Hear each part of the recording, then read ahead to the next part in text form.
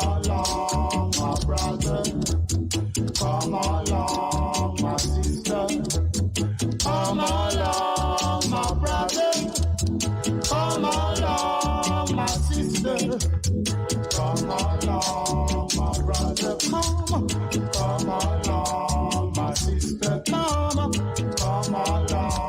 my brother. Come along, my sister.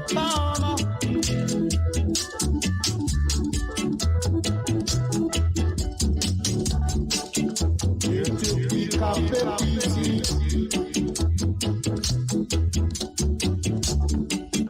Here to pick up the pieces.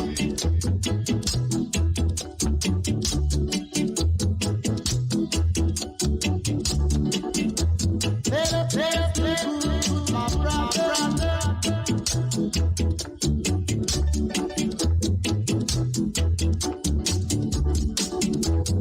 Come along, come along, brother. Come along,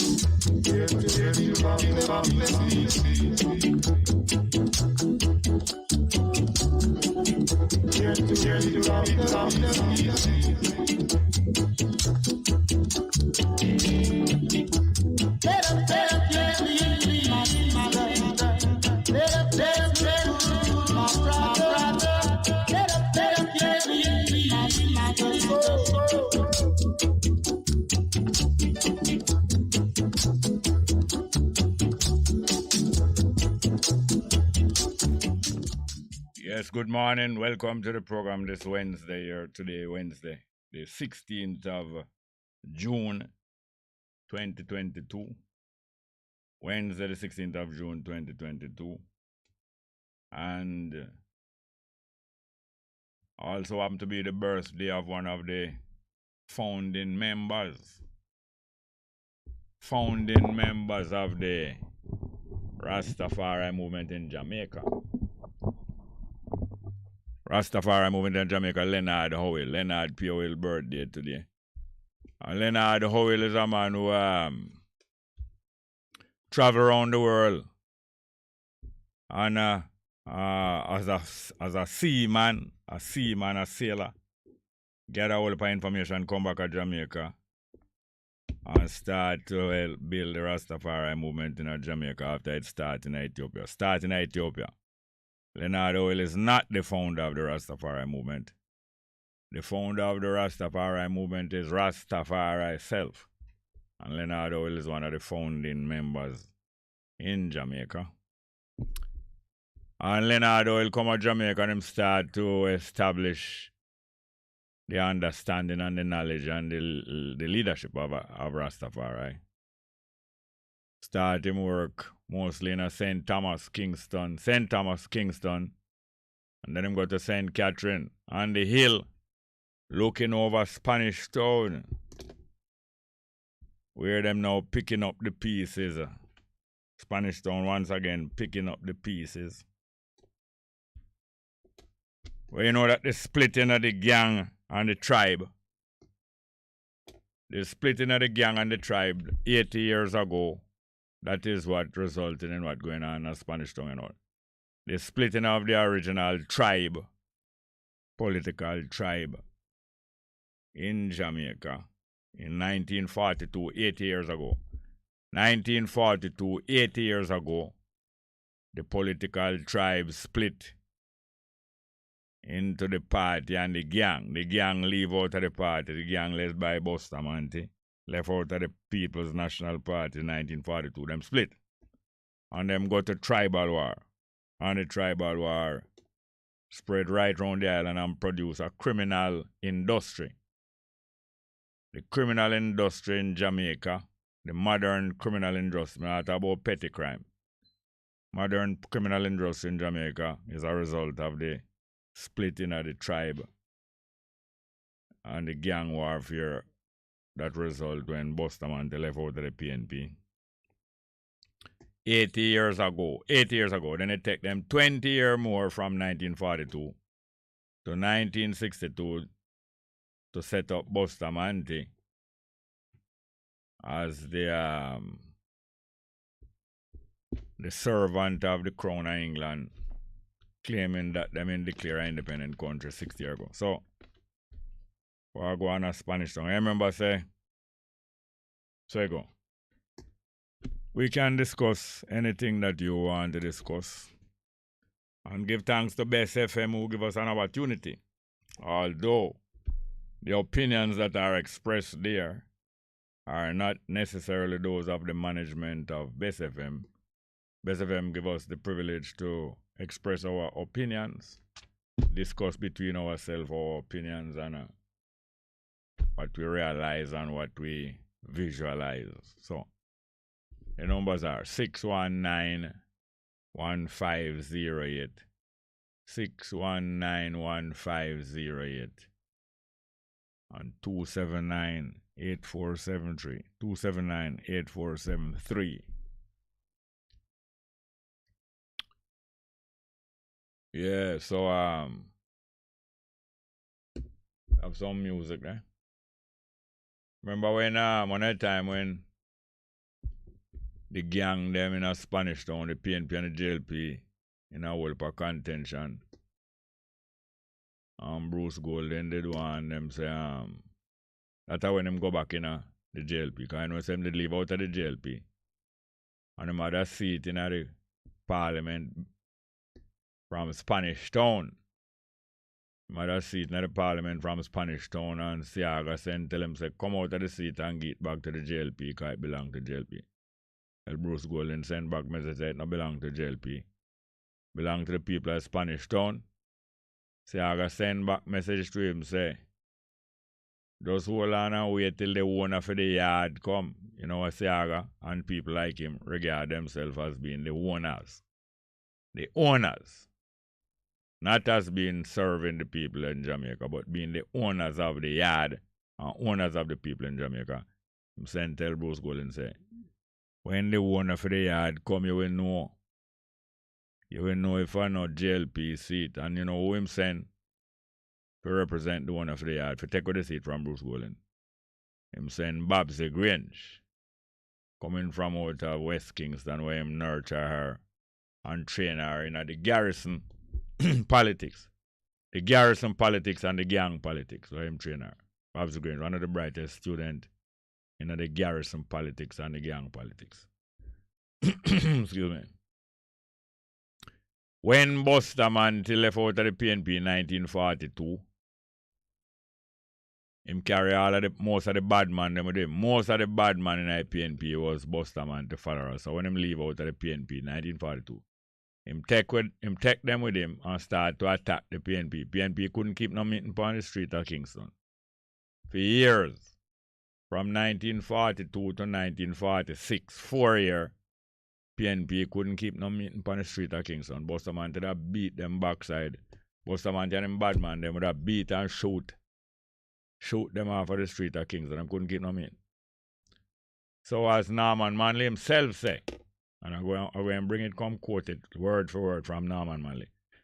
As Norman Manley himself say, when him find say, them couldn't keep no meeting on the street of Kingston. Him and Comrade Hill, that are Ken Hill, and Will Isaacs, and Glasspool and Nethersoul, and so on more of them, decide to organize a set of men to fight physically for the PNP.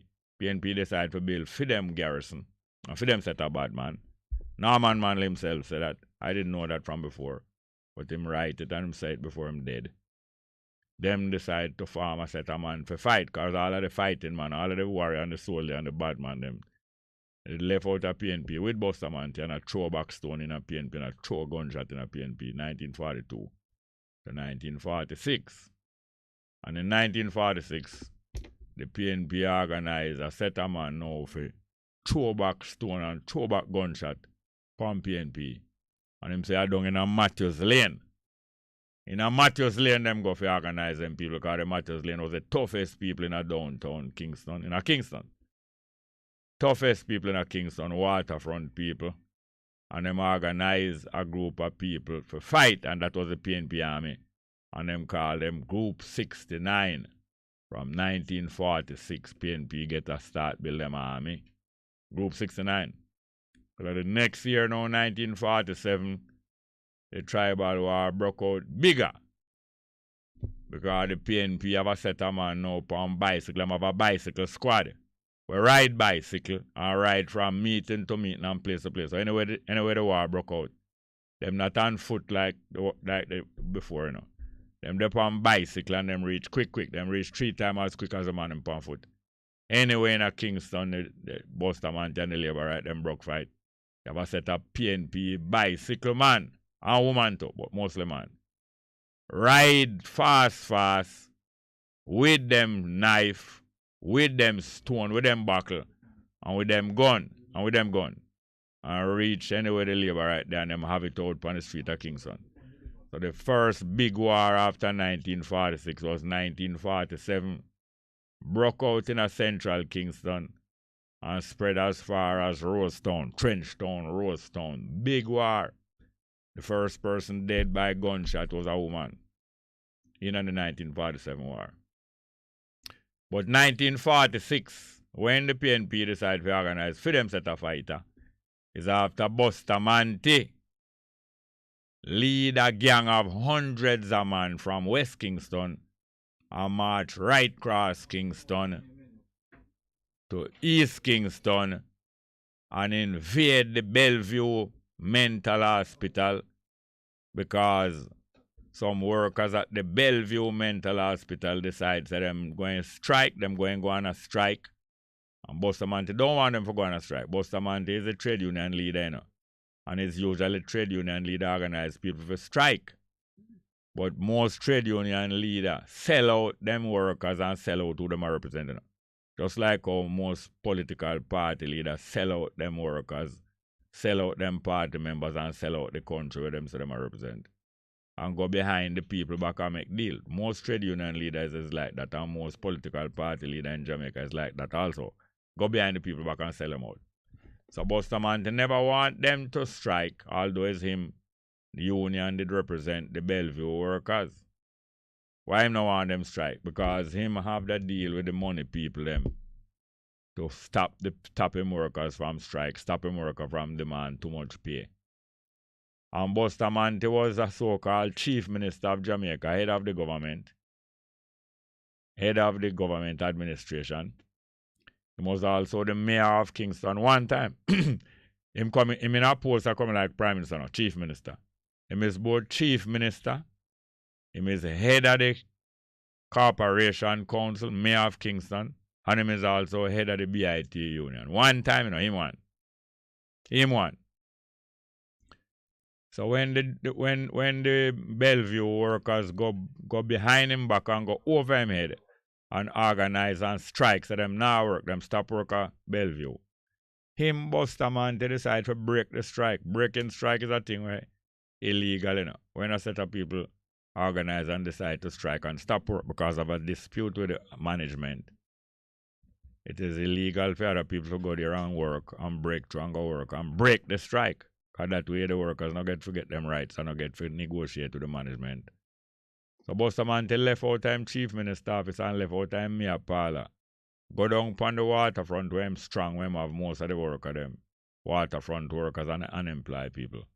Organize them in a 300 of them, 300 or more of them, for march from West Kingston to East Kingston. We batter down the work of them at Bellevue. And for kill if necessary. Eventually 18 dead. 18 dead, you know. 18 after Bustamante lead him mob and him gang from West Kingston to East Kingston and invade Bellevue. 18 dead. 18 dead. First thing that them broke through the strikers and the picket, the people that hold up them placard, broke through them and beat some of them and go inside Bellevue. And inside Bellevue intimidate the other workers who inside Bellevue, Bustamante himself and him gang. Meanwhile, some of the gang out of the gate some of the gang where him lead is out of the gate and here comes a PNP man drive up in them car, a well-known mechanic man, popular mechanic in a Kingston named Mr. Nicholas. But is a PNP man. Drive up in them time, you know, people argue and fight. Them argue and quarrel and laugh and buy liquor and argue and quarrel politically, but them not just broke out fight immediately. So Nicholas come on and stop there and I argue with them and, you know, PNP supporter, a few of them had argue the whole heap of labor right. And them argue and make fight and make a tease one another and mouth one another and drink liquor. Till them start threatening Nicholas, so them are going to beat him. Some of them start threatening Nicholas, the mechanic man, the PNP mechanic, so them are going to beat him. And Nicholas have a license firearm upon him, 1946. Nicholas take out him license firearm and warn them, say, don't bother advance no further upon me about you go beat me now. And when them advance come down upon him and put on 2 lick upon him, Nicholas bust some shot in the ear as a warning shot. And then mob him and kill him. When bust a man to stay inside of Bellevue and hear the shot them outside, him panic. Bust a man to panic and run out of Bellevue.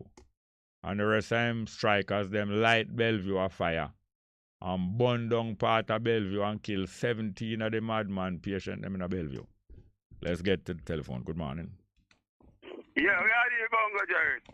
I am here, Wagwan. A Taliban that? Yeah, man, a Taliban, man. Midday, I know. Welcome. Yeah. Boris Johnson. Boris Johnson, England. Yeah. You see one video with him, I dance to one black woman. Yeah. Like in their one club, I dance to one black woman. I thought then impeach him. Why them would impeach him for dance with a black woman? That may I say. No, I'm asking you. Why would they impeach him for dancing with a black woman? Was it true racist? No. So you believe say England impeach Boris Johnson for dancing with a black woman because them is racist and them not like how Johnson move? Because Johnson is not racist. You believe that? No, I don't believe. Then why them would impeach him for dancing with a black woman? I must be true did a call and like him enjoy himself. just like wholeness. Hold on, just like wholeness and them friend them green and them they make laws for the people but them break them. Yeah. So just like wholeness, hold on the little man. Just like wholeness, them get caught and people realize say them a keep party and a boss off on the people because them never just keep party, you know. Them a hold up them liquor and say to the camera say, labor rights shower. We are keep party in a lockdown and the rest of a lockdown but we are keep party. That's what the video did show, you know. Yes. So just like how them do that and mock the people, and the second time them do it, 5 of the government minister, including the Minister of Finance and Babs Grange, was doing it again and mocking the people. And after that, for the third mockery, Wholeness going to the parliament and mock the people again. I said Babs Grange, hold on there. I said Babs Grange for collect 100,000 from the 5 of them and keep one party for the people. So that's a mockery. So the same thing Boris Johnson do in England. Order England for lockdown and don't keep no party. Meanwhile, him keep several party right in the headquarters of the Prime Minister residence and other places. Yes. So, Jerry, you know when donkey are bray? When donkey are bray, when they don't bray, they carry off a little son. You know, like him just, like I laugh, him a laugh. Make the sound make a hear. You know, really make no sound. No, make the sound make a hear, man. You know the sound when make, man. Make it make a hear. No, that's how when him done. Make the bray first. I know 2 times him do it. Him do it more than 2. Him not. No, him do it more than 2 times, man. Do it, man. You can't just do it 2 times and done, man. No, man. Make the bray first. Make the bray first. Make the bray first. Use the paper. No, make the bray, man. Make the bray. You can't just make 2 bray, man. Make a good donkey bray, man, and then you make the little bray. 3, that's only 3, man. That not real, man. Can me see my talk? I tell him I go on like donkey when donkey don't bray. Yes. Taliban done. Harry Belafonte, boy. Me Louis Bennett teach him everything, every music if you answer, every topic. Yes, anyway, Boris Johnson never get penalized for blancing on a black woman. The people them catch him and mock them. The England people catch them and mock him like our wholeness and them friend them and mock the Jamaican people. And them decide say them go put it on him.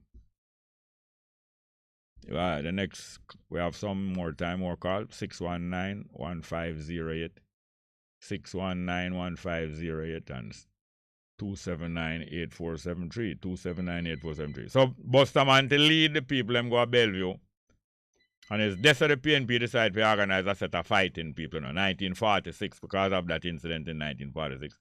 And them form the Matthews Lane group named Group 69, so when I put up with Bustamante, I battle up on the street. So the next year, the big war broke out now from downtown to Rosetown. People dead like nothing. Gunshot and first woman dead by gunshot. First person dead by gunshot, not a war, was a woman. Have a next call. Morning, welcome to the program. Yes, sir. Good morning. How you doing, man? Yeah, man, not doing too bad in a boy. I'm here, man, a brave man, like a donkey, man. Yeah, and give you a little, yes. Yeah, man, make me laugh, man. But anyway, Jerry. Yes. You know, what has transpired in England, you know, and it's come like it replicate in Jamaica, as I say, as you are say, yeah. Boris Johnson. And it's going to show you that they have no shame. You right. understand? Yes. But thank God for the media in this instance and the cameras. Yes. You know, you understand? So the whole of Jamaican, so basically I say, because now we belong to them. Jamaican people want to have eyes to see and ears to hear. You understand? And if you never continue play the fool, it's on you. And think of your children. Yeah. And the other generation them to come after your children them. Yeah, because that is why it reached down to, you know. Is about is at least 20 generation, 25 generation are we down in Jamaica, you know. And it prolong because up to now we not get serious enough. 25 generation are we in Jamaica, 500 years. And it prolong. Just as you say. So, because I know say it's a mockery of the people. You understand? And history must recall this, and we are recalling it now. You understand? And right now, Jerry, me just think say it's full time. We, especially those whose eyes has been opened up, to just make a more deliberate effort to teach the children them what is happening now. Because the future is in the children them. You understand? We have to teach them. We have to make a deliberate effort to teach them. And say, see, this is not what good leadership is. You understand? And therefore, in teaching the children to prepare a full generation properly, you also have to stock up on food. If you don't stock up on food, two days and you run out of food and it's done. You know that? Yeah, man. It's true, Jerry. It's true. We have to stock up on food and we have to stock up on land. Yes. Because as one call I that say to you that say yesterday, you know, Jerry, you know, say it hurt me when we know say there's so much land in Africa and in Jamaica. And we are talking about it embarrassed me as a young man.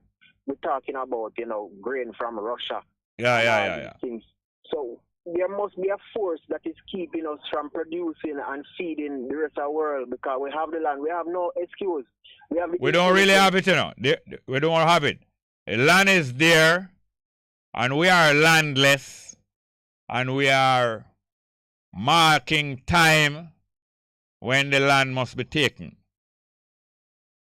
Definitely. The land must be taken. And we must not be afraid of soldiers and police. And those who have the land, they are grabbing up more and more land. Because there's only one way to fully control, you know. You have to deprive. For it to be in full control, you don't just have to have plenty land for yourself. You have to deprive the people of the rest of the land. true. You have to That's deliberately be grabbing more and more land. That's why the rich grab more and more land. But you have to deprive the rest of the people of land. My stepfather, God bless him soul, but me put my hand off to him in grave now. Because when him see himself in a situation and him see land, him just go capture land in Jamaica, you know. Yes, sir. You understand? I may see a few people do it just the same, taking example. Yeah, this is our right and our duty. This is our right and our duty. Yeah, and if they never do it, me can tell you, say, we'd have been a worse position. Because we don't have to pay mortgage or we have to, you know, do certain things. But me I tell every Jamaican. All right, this is like what broke out of Spanish Town. You see what broke out of Spanish Town yesterday? No, I never see it. You know hear about it? You know hear about it? No, tell me now. Yes, a gang war, a gang split up between them one another. And I fought of internal gang war, and them broke out in a war of Spanish Town yesterday. Now, those are gangsters, but you see, anytime the ordinary people broke out, them broke out of Spanish Town and shot and kill quite a few people and make people run up and down. But it's when the ordinary people break out,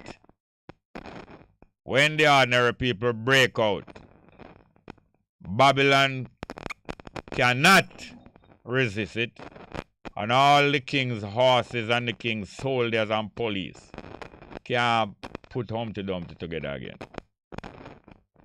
Yeah, man. I just said there. Look more now. Keep up the good work. Big up yourself. Big up Cabo anyway. Thank you very much. This is a just fight and a just struggle. Justice fight and just struggle. Not no gang and not no bad man thing. Good morning. Welcome to the program. Yo, Jerry. Go on. Yeah. Yo, you see that yesterday where you get? Yeah. Yeah, I want people know say them thing they we attack. I don't know. Counterfeiting here because we can get a history of 1980 election. 1980 election. 14 Rosemary Lane, me live. You hear me I say? Yeah. We have to flee from this to come and punish them. Yes. Understand? A lot of people had to flee. That is why Spanish Town, well, it's one of the reasons why Spanish Town get hotter and hotter. A lot of people had to flee in the 70s and in the 80s, both Labour Right and PNP, and mostly people who not belong to no party had to flee. And the nearest place them could have flee to was St. Catherine. Well, I tell you something right now. Yeah. Me live a Spanish Town for much years. I'm a witness. See, a lot of innocent people lost their lives through PNP and Labour Right. Yeah. I can't tell you. After the time, every man actually, man hand tied behind them. And them foot. Executed. And sail long come sail come down like canal water. Yes. Them push them down the canal and push them for hand car too. Yes.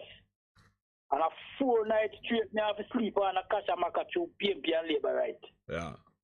So when you see some people are go on and kill up themselves, what is party business, boy? Sometimes I bone me to see how them behave. But sometimes I have to wonder if them brains gone behind them or something. Anyway, in the meantime, we can't just be just wondering. They and their activity that caused the majority of the people so much hardship. The majority of the people have the option to organize themselves and to take control of the place named Jamaica. Yeah, but in the come like they don't want to do it. No. Hold on. That's about not them. You are involved too. Hold on there. Yes, hold on. You are involved too. And any failure and any neglect are going, you and me involved in it also. Which is true. Yes. So stop talking about them and criticize them. When I tell you what to do still now, but only I try to remind you. I understand. Yeah, I understand what you say. Because right now, you know, the taxi man, them out look for a fear increase from the government though. Yeah, I know. Yes. But what the taxi man, look here, just like how the Maroon need we, and we need the other people, all of us need one another. So it is the taximan need the passenger and the passenger need the taximan. Instead of the taximan be an enemy to the passenger, the taximan must join up. The taximan and woman must join up with the public with the public. Yeah. And serve the public and we regulate the thing ourselves. But I tell you, boy, thing I run away. Right now, you say we're going to Spanish Town yesterday, though. Yeah. Yeah, it's because, well, I don't know, but a two set of police from Spanish Town, you know. Yeah. Yes, because you see, one set to work a morning right back till evening, and you see, the one up, them never come up in the evening. You kind of find that the place kind of tends one kind of way, the place, even the sidewalk kind of clean. Yes, but here it is now. Not only two shift work at Spanish Town. Sometimes you have two clique of police. Because remember Harry Bungles, you know. Yeah. Remember Harry Bungles and Wheatley organize them own transport center. Because through Klansman PNP, I eat most of the food out of the transport center. Harry Bungles and Wheatley organize the next transport center where labor right feed food out of. Police and politicians link up and open them next transport center where for them set up people for extort money from bus. Well, they make you know, say, them the police they work at evening, more time. Where the clansman are one another. Everybody have to flee, because the man not take no talk from no guy. That may I try to show you. But when them they work, we working in the morning part, it's like them friendly with everyone. To me, come like them a work with both the clans and the one other man them. So anything can go on and I just so. You see me I say? Yeah. No. So yeah. Hold on now. Now, if the population of Jamaica gradually have to organize ourselves, that we not take no dictatorship from no one at all. Neither PNP, JLP, nor gangster. Yes. Nor police, nor soldier. Not take no dictatorship from none of them five group there. Mm-hmm. All right. Thanks, serious, huh? All right, cool. Have any more? Next call. Good morning. Welcome. Morning, Mr. Jerry. Or go on. Straight up. May I say, Mr. Smart? Yeah. With the conversation we have and the interpretation, may I say the government them, all right, because only one government, a Jamaican and the Jamaican government, but there are two parties, and we party coming at terms to run the country. Is only two parties in Jamaica? Only two major parties in Jamaica. All right, how much party in Jamaica in all? I think about roughly 2, 3. I think it's four parties still active in Jamaica. And the Christian party. Which Christian party? And you say you have a Christian party. Which Christian? Who the head feet? Me no recall him name, but I could have did it and wait to see it because. No, me no know if the fourth party we come in there. Me no know if a Christian party. But anyway, you have about 4. 2 major one and 2 minor one. All right, Chief. May I say to you that the political issue where we have, because remember, Mr. Small, we control at least 45% of the land masses in Jamaica, right? We who? Both Labour Right and PNP. Oh, you're one of the Labour Right and PNP. I'm not destined to no party. No, you just say we control 45% of the land. I'm asking who, and you say Labour Right and PNP. Right, because that means you say we. You put yourself another we there. All right. Labour Right and PNP, Mr. Small, they are also citizens of the country that make up the government, right? Which is them elect government by by voting. And may I say, Mr. Small, the issue surrounded gangster, police, and the public servant them is an issue where have to come to an halt. And if it don't come to an halt, that means that these things, this corruption that's going on in the country, are not they are we call it by they are motivated by I would say private entities, and not just basis on them own agenda. See, just for instance, me just use this as term, Mr. Small. Miss Mallory Ford have a document where she said somebody removed the document and the document was in her bag, and when she left from the bathroom and to retrieve the bag, the document wasn't in the bag. Mine a toilet paper, you know. Yes, Mr. Small, seriously. But me I say, surrounded all these in corruption with the government, you can't have the government involved in the government of Jamaica involved in so much corruption. PMP, we have police PMP, you know, and you have labor right PMP. You have police PMP we do things to people in a PMP constituency, and you have labor right police we do things to labor rights in a general constituency. So there's not going to be no end to this if the government don't stand as the head of the country. Anyway, I don't think you work out exactly what you really say yet. I don't think you fully work out what you say. But go on examine the situation. All I try to say, Mr. Small, quote unquote, is that the government must take a stand and not take a stand in destroying the young kids or the teenage or the 20 from 17 to 25. Yeah, I still don't think you understand fully what you really say, but you work on it. Work on it. Go on, sir, man. All right. Well, thank you very much. Yes, You have any more call? Yeah, man.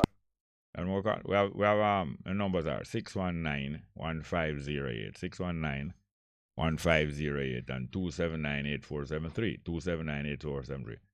I expected to be joined this morning here by a group of people who keeping a celebration of Leonard Howell achievements, I think in Tanzania. Could Sister Kettis, who usually have a program on this station, could she contact or call the program, please? Because we expect to be joined by this group of people. I'm not hearing anything from them. Good morning, welcome. Morning, Jerry. Welcome. Morning, kid. Welcome. Yeah, man.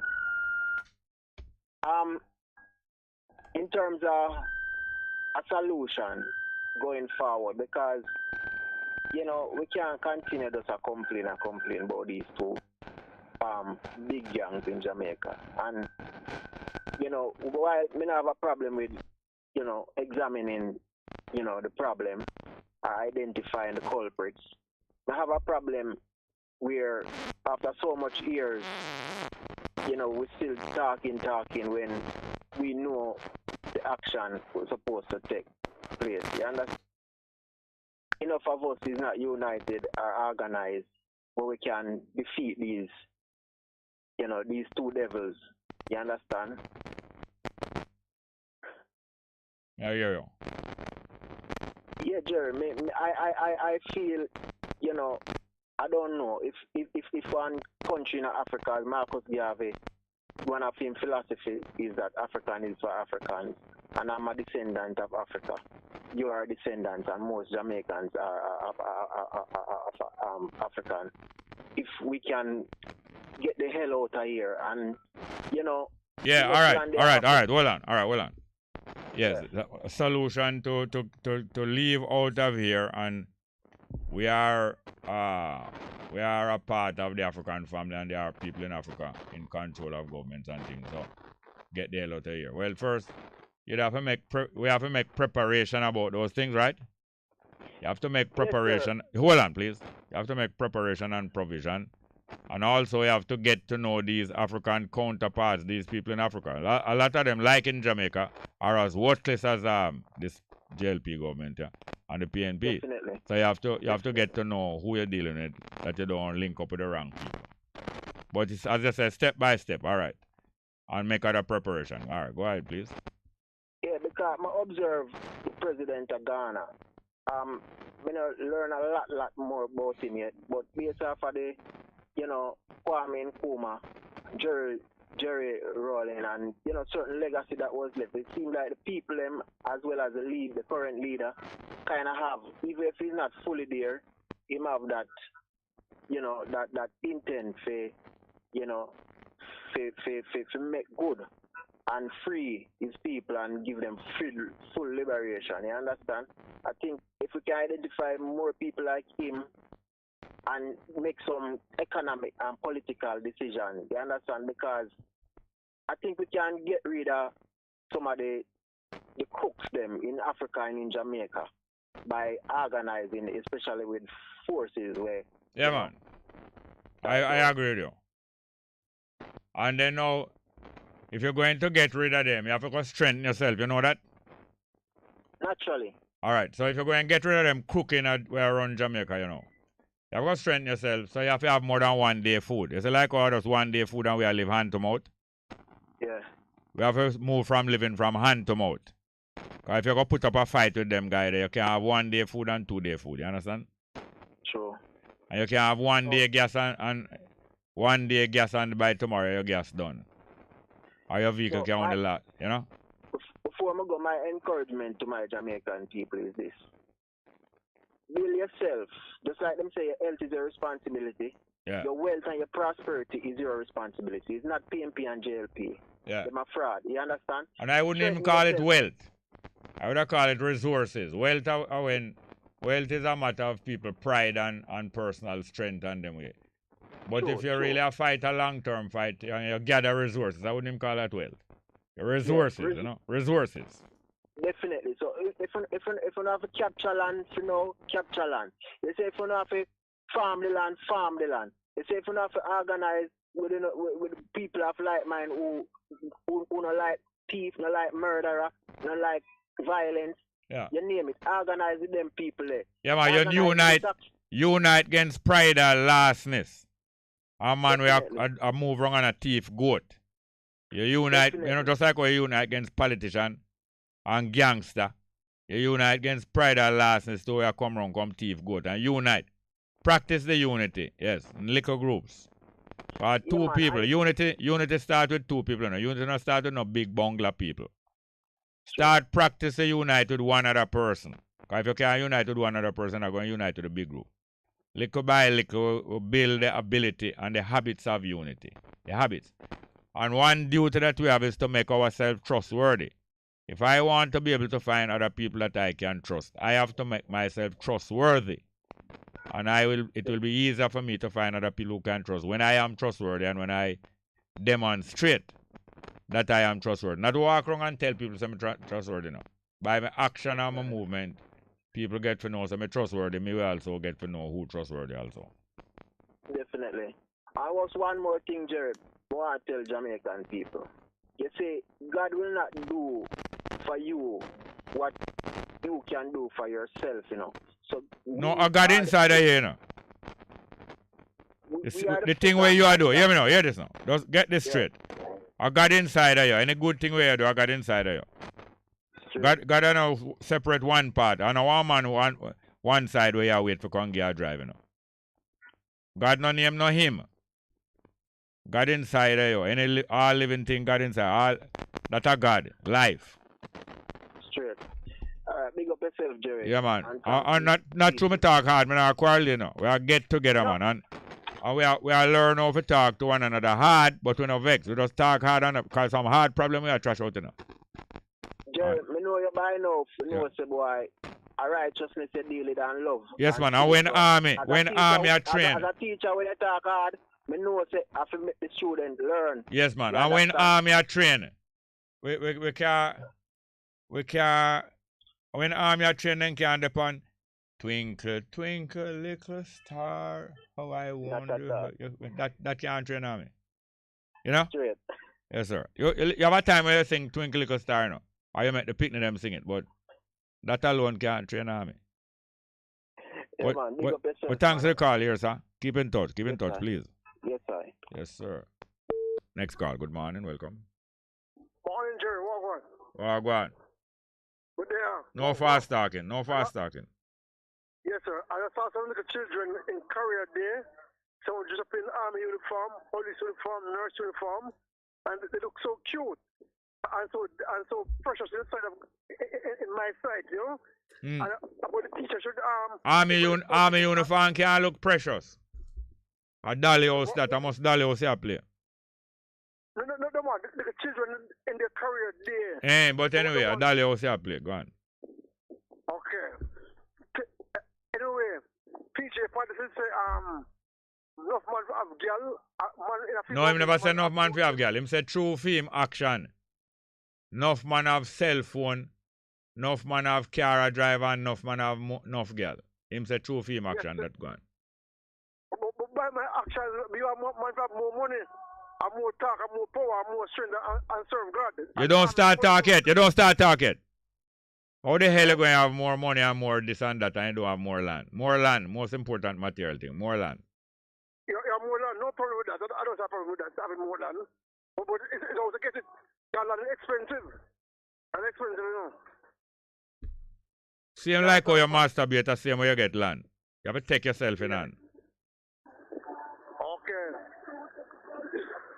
Jerry, what was true we wake up to see another purpose this morning because we are talking, exchange conversation, people listening, we see the sun, we see movements of people, we see inertia of life, the voice of life. So the purpose in today coming from God. Yeah. By the way, it's a Monday yesterday, a Spanish stone, but some people have a purpose. You know what I mean? Who died, the purpose is not gone. Because they can get eternal life by transforming into a new life, you know? What the Creator give them. You understand the point? If I understand the point. And, you know, I would like to see Jamaica be united under God, not the Queen. Because the Queen is the Queen is immortal. I will strive to immortality to live forever in peace. With pumpkin juice, more beef, more cold food, more Chinese food. Going to supermarket, do your toes, do your nails. Oh, you want Chinese food and you want more pedicure? Yes, sir. From Libra and PNP. All right, thank you very much. Yes, sir. I'm going to play some music. We have a music paper there. Yes, sir. Call me back. Call me back anytime. Thank you very much. Yes, the numbers are 6191508, 6191508. And where did you find the Baba and the music? There will be a blam blam. 2798473. Here's a Baba and the music say, "Men are running, cops are coming. Pretty soon they're going a blam blam. Think about your home." Somebody fit call in and tell me the name of the music, please. Eh? I don't think so, no. But anyway, you find one named Dagwara Matters Lane. Dagwara Matters Lane. Jackass jump and break. I could play that one because we play that one for Taliban. Jackass jump and break. Let him break. Arabella found it. And Louis has been teaching him all of the music. Thank you very much. All right, I can answer this. Good morning, welcome.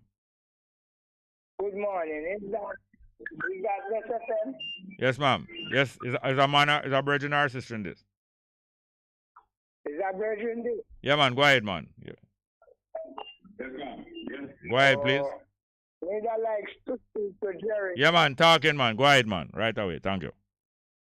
Yeah, Jerry. I'm Maya's this man. Maya's, Wagwan. Wagwan. Not too bad. Enjoy your program, man. Sometimes you just stay and listen. You know, come and learn a lot. That's great. Come and know you want the better, the best. All right. I don't want you to just praise me or go along. What we are talking about now? Well, me just call you to bless you upon the work we are doing. All right, thanks a lot for that. Call me back when you have more time, because we are going to the 11 o'clock. But why the Jackass a jump and break? Let's go with him again. All right, respect, brother. Jackass a jump Let and him break. break, let him break. I said the Jackass will jump and break. Lordy, let him break, everybody. Jackass will jump and break, let him break, let him break. Jackass will jump and break, let him break, let him break. Now I tell you in a positive way, don't tie me donkey down there. Cause me donkey will romp and play, don't tie me donkey down there. Hey!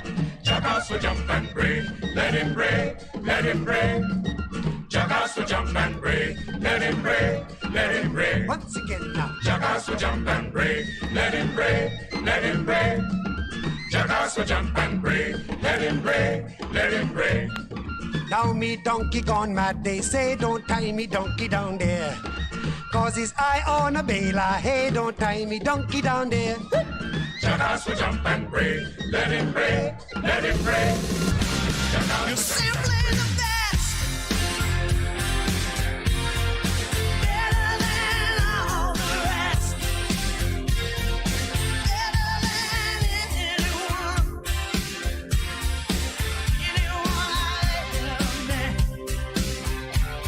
You're simply the best. Best FM 100 on your dial. Keep listening. You are an exporter, helping to elevate the face of our international trade. But in order to do that, and all the other tasks on your list, you need someone that understands you. We know that finding adequate collateral as a SME can sometimes be challenging, which is why we've partnered with our friends at JMB to bring you the Exim Export Guarantee to give you that extra collateral support where you may need it. Call Exim Bank to find out more about the Exim Export Guarantee. Exim Bank. By helping businesses, we save lives and livelihood. Luxury beaches, countless grains of pure white sand, tranquil breeze and palm trees, our beautiful island Jamaica. Oh, Jamaica. We miss the vibrancy of our tourism product, but hope is on the horizon. At Exim Bank, we know that SMEs in the tourism industry need support to keep this vision alive, to strengthen one of our country's strongest assets. Let us help you to build a better future for your business. Ask about our small and medium-sized tourism enterprise loan today. Borrow up to $25 million with interest rates as low as 4.5% and up to 7 years to repay. You can breathe easy. Enjoy your progress and continue contributing to Brand Jamaica. Exim Bank. By helping businesses, we save lives and livelihood.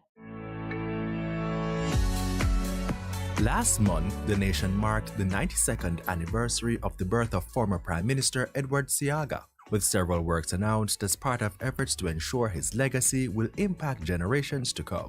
We have a roundup today. I'm Vaughn Davis. Stay tuned. Ground is to be broken shortly for the construction of 35 housing units in Denham Town, Kingston. The new development, dubbed Victoria Villa, will be sited adjacent to St. Albans Primary School. Prime Minister Andrew Holness made the disclosure on May 29 while delivering a tribute at the Thanksgiving service for former Prime Minister Edward Seaga at the City Mission Pentecostal Church in Denham Town. Mr. Holness also outlined that contracts have been tendered to break ground for a similar development in another Kingston Western community, Rasta City. Funds have also been identified to start upgrading works in Board Villa, another community in the area. The Prime Minister said the program developments are in keeping with the late former Prime Minister's vision for the constituency, for which he was MP from 1962 until his retirement from active politics in 2005. His vision was to uplift the community by improving housing and other civil infrastructure, but to also improve quality of life by improving the social infrastructure. Meanwhile, Mr. Holness noted that the initiatives will entail enhancing the housing infrastructure and improving the living condition of West Kingston's residents. He said Mr. Seaga expressed regret at not being able to pilot the housing development's completion, while emphasizing that the people he left behind have a duty to complete them.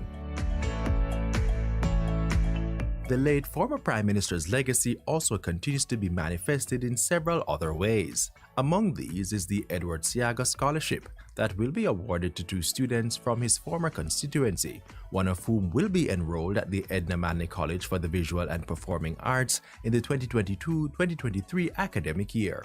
This has been done since Mr. Seaga's passing. In the meantime, on May 27, the Tourism Enhancement Fund (TEF) officially unveiled the Edward Seaga Suite at Devon House in honor of the former Prime Minister's contribution to the preservation of the cultural landmark. The suite was refurbished at a cost of $15 million in partnership with the tourism product development company TPDCO. And you could feel the generosity of the man as you stroll through the precincts of it. And I'm excited about how we are going to manage this special piece of attraction. Tourism Minister Edmund Bartlett. During a recent floral tribute for Mr. Seaga at Heroes Park, where the former Prime Minister is interred, Prime Minister Andrew Holness announced that the section of the property reserved for interring Jamaicans who have made outstanding contributions to the country is to receive a facelift. He says the historic site will be transformed into a space better reflecting the nation's appreciation for those persons laid to rest there. I'm sure Mr. Seaga will be very happy. This will truly be a symbol of accomplishment of their desires for this nation. Prime Minister Andrew Holness. I'm Vaughn Davis for producer Anthony Morgan. Thanks for staying tuned.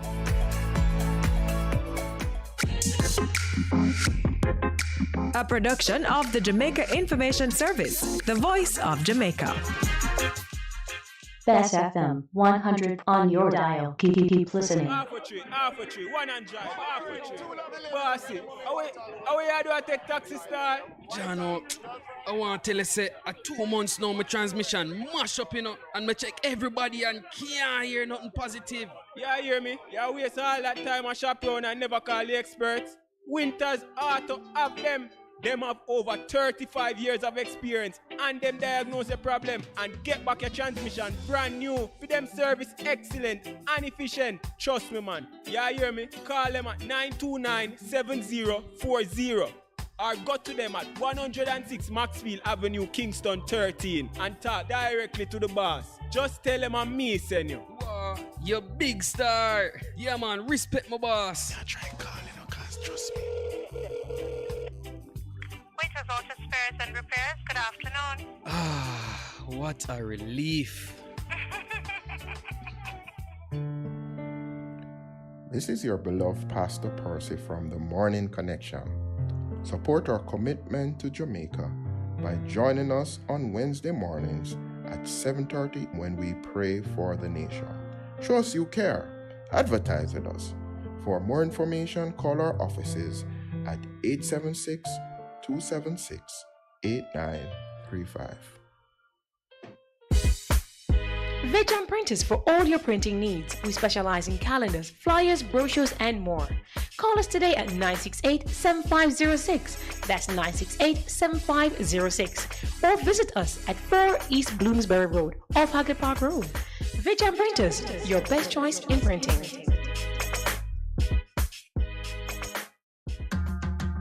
Hey! Best 100 FM and the SOS Children's Village of Stony Hill presents an auction and telethon on June 23rd, 2022. You don't want to miss the sweet deals on designer vintage items, appliances, art pieces, and more. Go to our Instagram page at SOS_Village_auction and bid on your favorite items. That's SOS_Village_auction. Place as many bids as you can until June 23rd, the day of the event. Call us on the day to make pledges and other donations. Entertainment by the Morning Connection team. All proceeds will go to the SOS Children's Village of Stony Hill.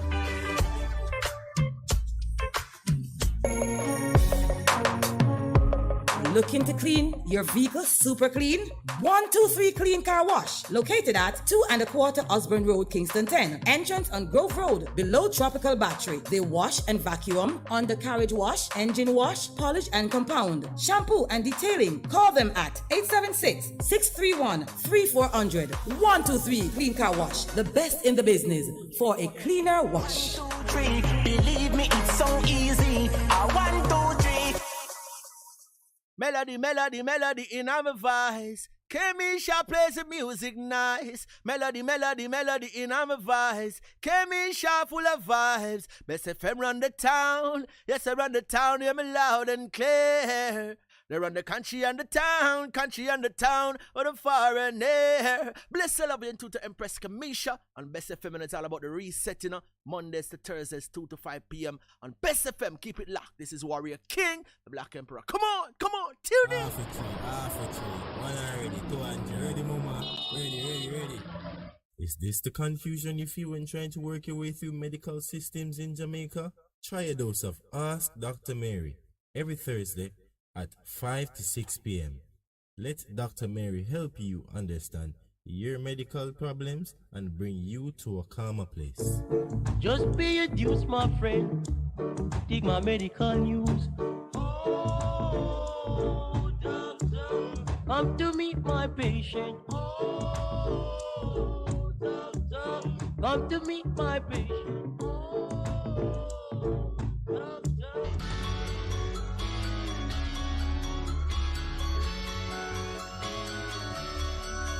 For discussions on health and education, inspiring interviews, surprise giveaways, your favorite songs, tune into Bess 100 FM this and every Sunday at 11:30 to 12 noon. It's Distinction 411, your weekly college magazine program hosted by James and the Distinction family.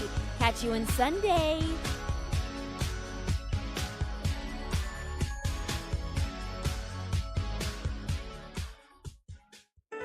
Hello there. Hello there. Yes, indeed. This is the Prophet Reverend Mark Stewart, inviting each and every one of you to join us for war.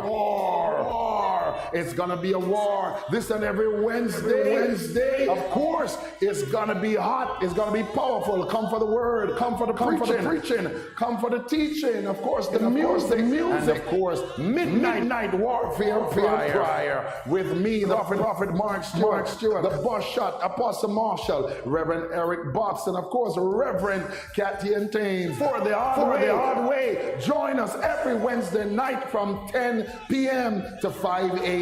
Come and join us, will you? Sponsored by all our partners, our friends of the ministry. Will you join us? Yes, indeed. It's going to be powerful. This and every Wednesday, 10 p.m. to 5 a.m. We're going to lick it till the bus gone. We're going to lick it till the bus gone. We go.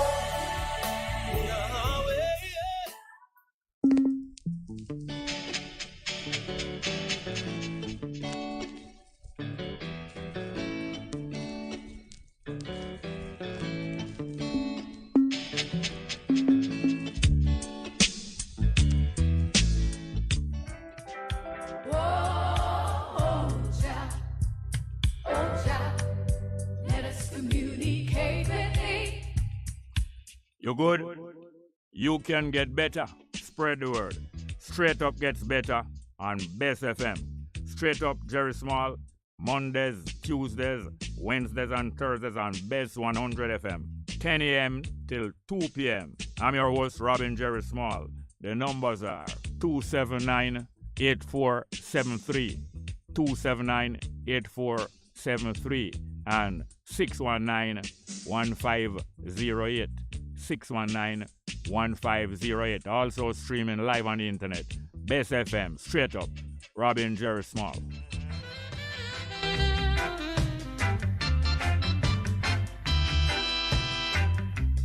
If you got to feel it, you got to be clean.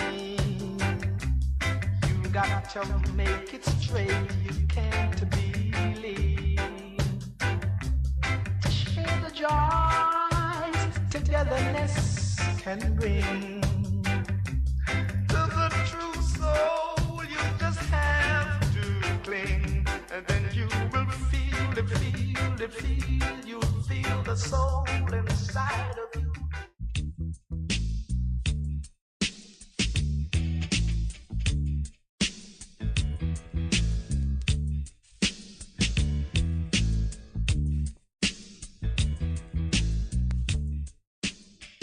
It's good, it's better, but nothing beats.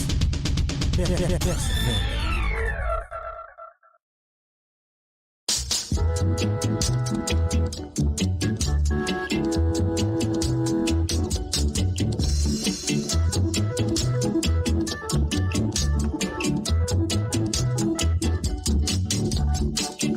Here to pick up the PC. Here to pick up the PC.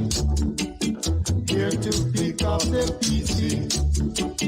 Better place look good, my brother. Better place keep clean, my sister.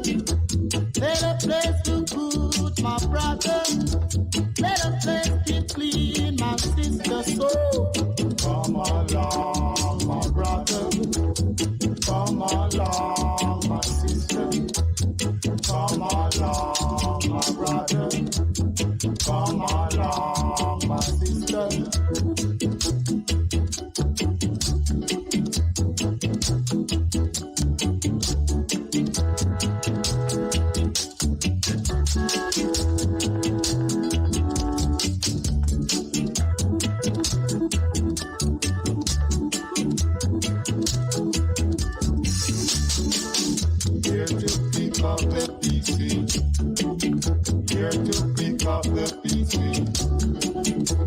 to pick up the pieces. Let the place look good, my brother. Let the place keep clean, my sister. Let the place look good, my brother. Let the place keep clean, my sister. Yes, welcome back to the program. We're into the second hour of the program, but I made a vital mistake early in the program. I calculated and announced that it was the 16th of June. No such thing. The 15th of June. Today is the 15th of June. And it is not Leonard Howell's birthday today. That's why I was wondering how come I'm not joined by the people in Tanzania who are supposed to link me in connection with their celebration of Leonard Howell's birthday on the 16th of June. That's tomorrow, Thursday. Tomorrow, Thursday, is the 16th of June. Tomorrow, Thursday, is Leonard Howell's birthday, and that is when we expect the link. But, so it is. Another thing is that that Bob and the music, I know my brethren I live in Ethiopia. I think he is in Ethiopia now.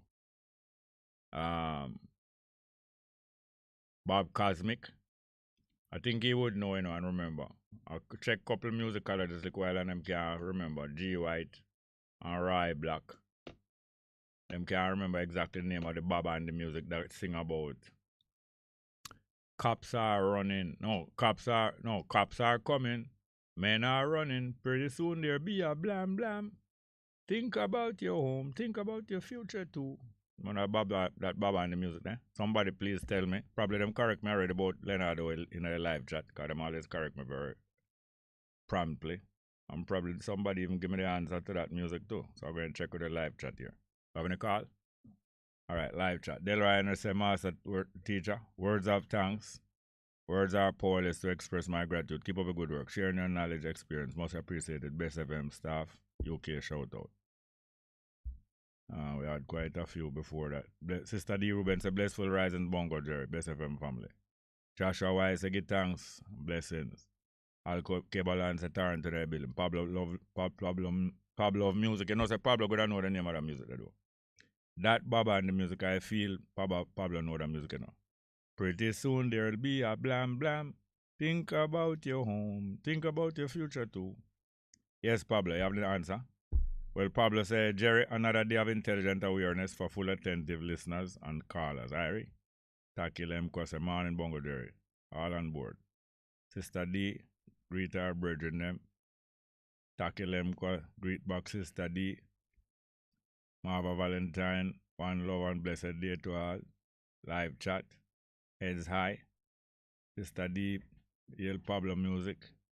And also Sister Marva Valentine. Caribbean expat say Bongo Jerry. What you say? Bongles are Skelly and Wheat Master. Organize them on bus terminus to eat food. Or true man. Harry Bongles. And Wheatley. You're really educating the population of what's been going on in Spanish Town, 87 Town. Spain, 87 Town. Takilem because yes, Bongo, both food security and land go on and on. Both is inevitably dependent on one another. Also, why are the politicians and leagues taking even the beaches? The same to food security. Marva Valentine say, present, sis, Ruben, intently daily. So much to say and do, sister. Pablo Music say, right, black. This D. Right, black, sister D. Likewise, Best FM crew, Miss Bob Cosmic. For a minute. Marva Valentine. Like up the chat, people. Don't even love that word. Love up the chat, people. Takilemko say, I concur in regards, Sister D. Ruben. Fight continues. Your role, including every woman, so fundamentally powerful to the cause.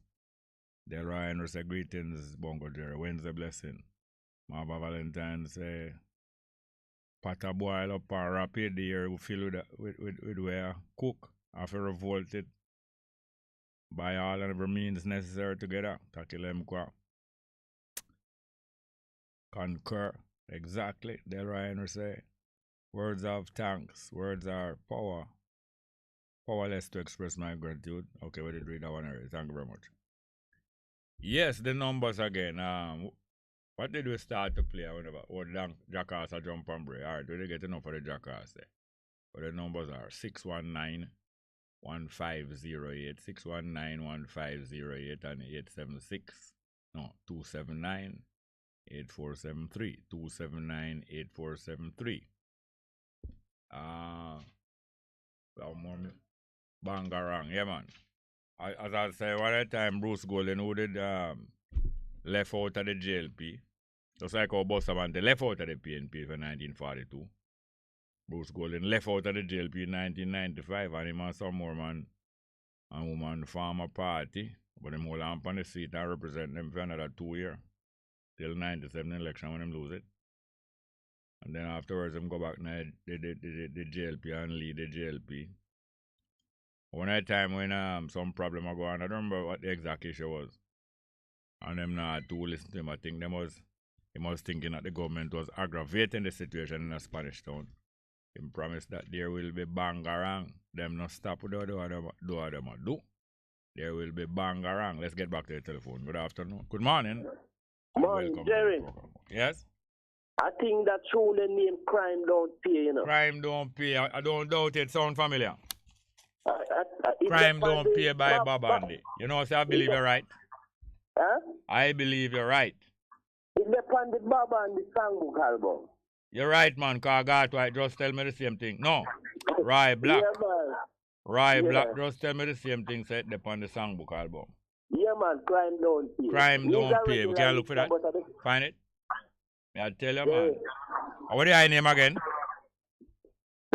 Me come from Upper Woodford above Maryland. Them call me Sergeant Walsh. That's my correct name. Sergeant what? Sergeant is my nickname. Sergeant? Yeah, but my correct name is Barrington Walsh. But may you talk already, man? Yeah, man, right. I think not on the phone, but may you talk a little bit funeral. Yes, I. That's what I remember you from. Well, Yes, man. A crime don't pay. You're right, man. Yeah, man. Me you call up on from my friend their name like Saita. Saita, yes, I. Peter Smith, man. I never know that Peter Smith was such a coward that when you talk the thing I realize, you know? What am I talking?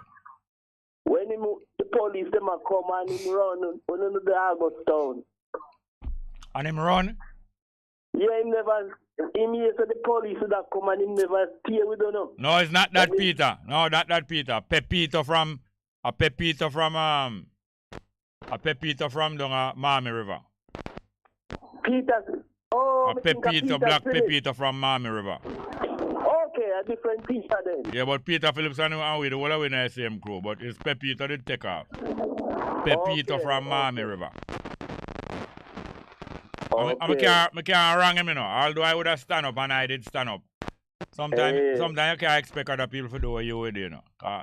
Different people cut up, you know. That's true. Yes, I have learned not to penalize people because them never do what I would have do. All right. So you are going to play the Babandi? Yes, man. I'm going to name it properly thanks to you. Yeah, man. Yes, Sergeant. Me go up with a dance all up on Woodford right on the gate, so boy the music. Yeah, me man. know the music. And you know, say your district was a key place in the development of the gun war in Jamaica. I never know. Yes, man, the first man dead in the 1949 election. The first man dead by gunshot all right in Maryland there. And it spread right through the hills of St. Andrew. As the light Constitution Hill, man they start dead like fly. Okay. That's all you share get hold for gun. Okay. Rosalie and her husband get charged for gun. Who that? Rosalie and her husband are Italian. Okay. Holy Pating 1949 election. Yeah, okay, I never know at all. Yeah, man, if you talk some old time up there, them can confirm. I'm going to check it. Yes, sir. Thanks for the call here, sir. Yes, sir, cool. You save me, you make the day. We have any more call there? Good morning, welcome to the program. Yeah, welcome, Mr. Smart. Wagwan. Sorry I couldn't talk to you longer this morning. Yeah, me call you, Mr. Smart. Me I tell you, all in my dream, all in my sleep, me I meditate on everything what you say. Cool, man. Yeah, man, me I tell you, man, I know Jamaica Street. Spanish Town, Mr. Smart. Yes, sir. But when you look on the town of Spanish Town, a disgrace, you know, man. Yeah, embarrassment. Yeah, when you look at the type of people who say them a member of parliament for Spanish Town, yeah, how long they are over there winning election, you wonder what the citizens and what these so-called leaders thinking. It's a reflection of them thinking, you know, man. No, but what they do, they maintain the status quo. They want things to stay the same way. As long as things stay the same way, they will be sure of them seats. So status quo them deal with. Yes. And people who are sure to win are sure to do nothing. Yeah. Bob's the Green Jam, Seaga send go there, you know, go take it away from Bruce. And you know that, yes, go ahead. And discipline Bruce, yeah. You know that the current security minister, Mr. Chang, yeah, he was part of the NDM, you know. I'm trying to remember. I don't doubt it. Yeah, Mr. Chang, yeah, man. Yeah, a lot of Western Jamaican bigwig were there.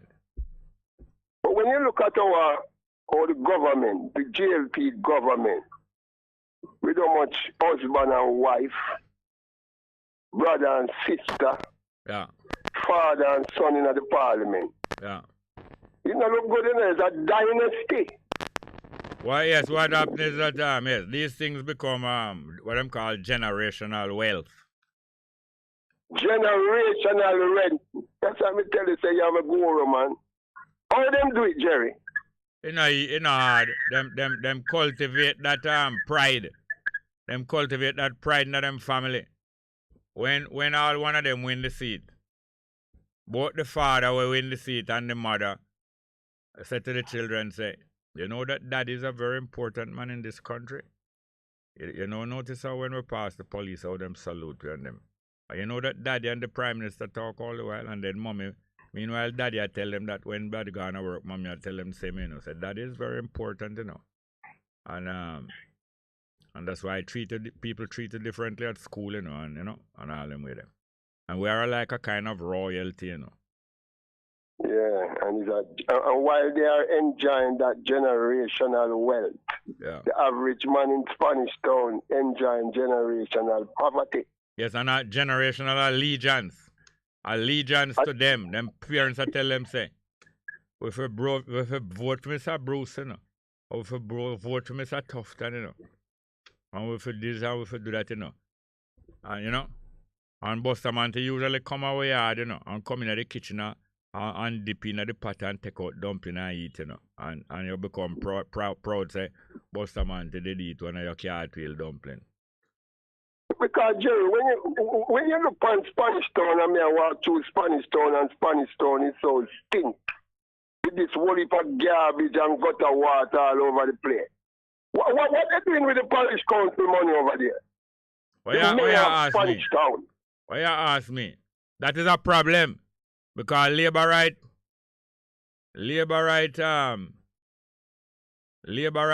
kind of overrun Spanish Town, but at the same time the corporation council is dominated by PNP.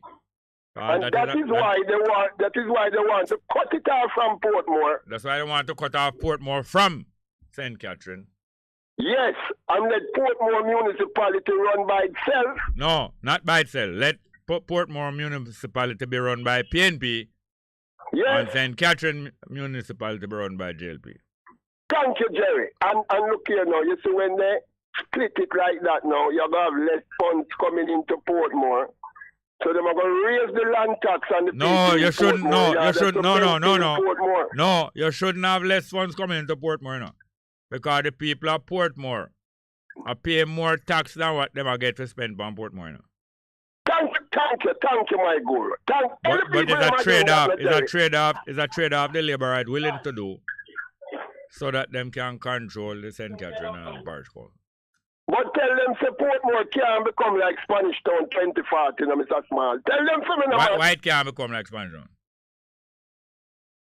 You are one of them house there in Portmore, like all in Waterford, value 10 million, and in upscale Portmore, them call upscale Portmore that great. Gated, all of them gated community, yeah.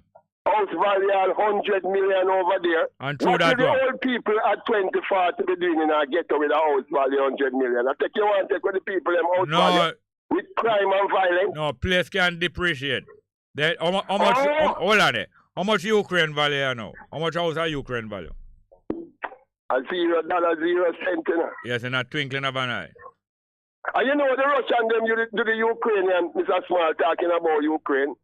The section of Ukraine that them take over now, the Donbas region, you know what the Russian government do to them? What? Change the currency. Yes. You can't spend no more Ukrainian money in a Garrison. Same ruble you have to spend. Yes, yes. Same like how the JLP are plan to change the Jamaican dollar and put on Seaga upon it. Yeah. Hey, Jerry. Yes, sir. Jerry Small. You are a blessing among men. What we are called men? Cut the caller. My apology, man.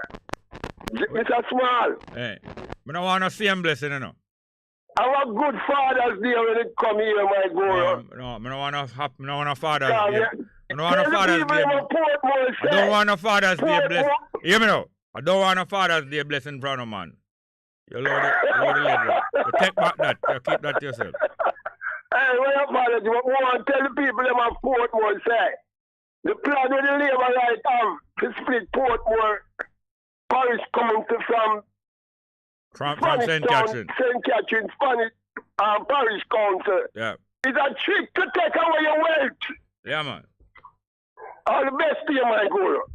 All the best. And take back your blessing on us. Father's Day for you. Yes, sir. Well, thank you very much still. Next call. Good afternoon. Good morning and welcome. Hello? Good morning. Hello? Welcome. Go ahead, please. Hello? Yes, go ahead, please. Go ahead, Hello? please. Your time. Yes. Hello. Oh, it's me. Yeah, you, man. Oh, okay, yeah, man. Good afternoon here. Yeah, when it comes. Mr. Small, yeah, man. I was just about to tell you to go on, songbook that song by Babandi, you know. Then a songbook, man, Coxon, yeah. You know, the LP. True, man. Yeah. Yeah, man. Yeah, I was just about to tell you. Yeah, man. Roy Black and Randy's downtown, Carl and Scabba downtown, and me, you know. Yes. On a great man, you know. Keep up the good works, you know. Yes, you know. Man.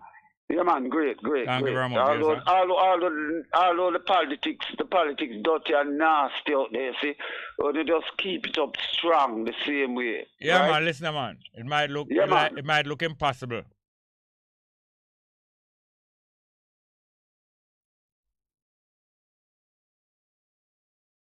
Rudy. Yes. Yeah, it brought me into the world. I'm so weird. You remember that? You remember the article they were got right? Rudy, me read that when I was a teenager. Which part did you read it, you know? Which publication you read? No, me have a book, you see, a social science book, you see, from England, right? Yes. Social science book from England, and that was one of the chapters in the book, you know. Yes, sir. Rudy.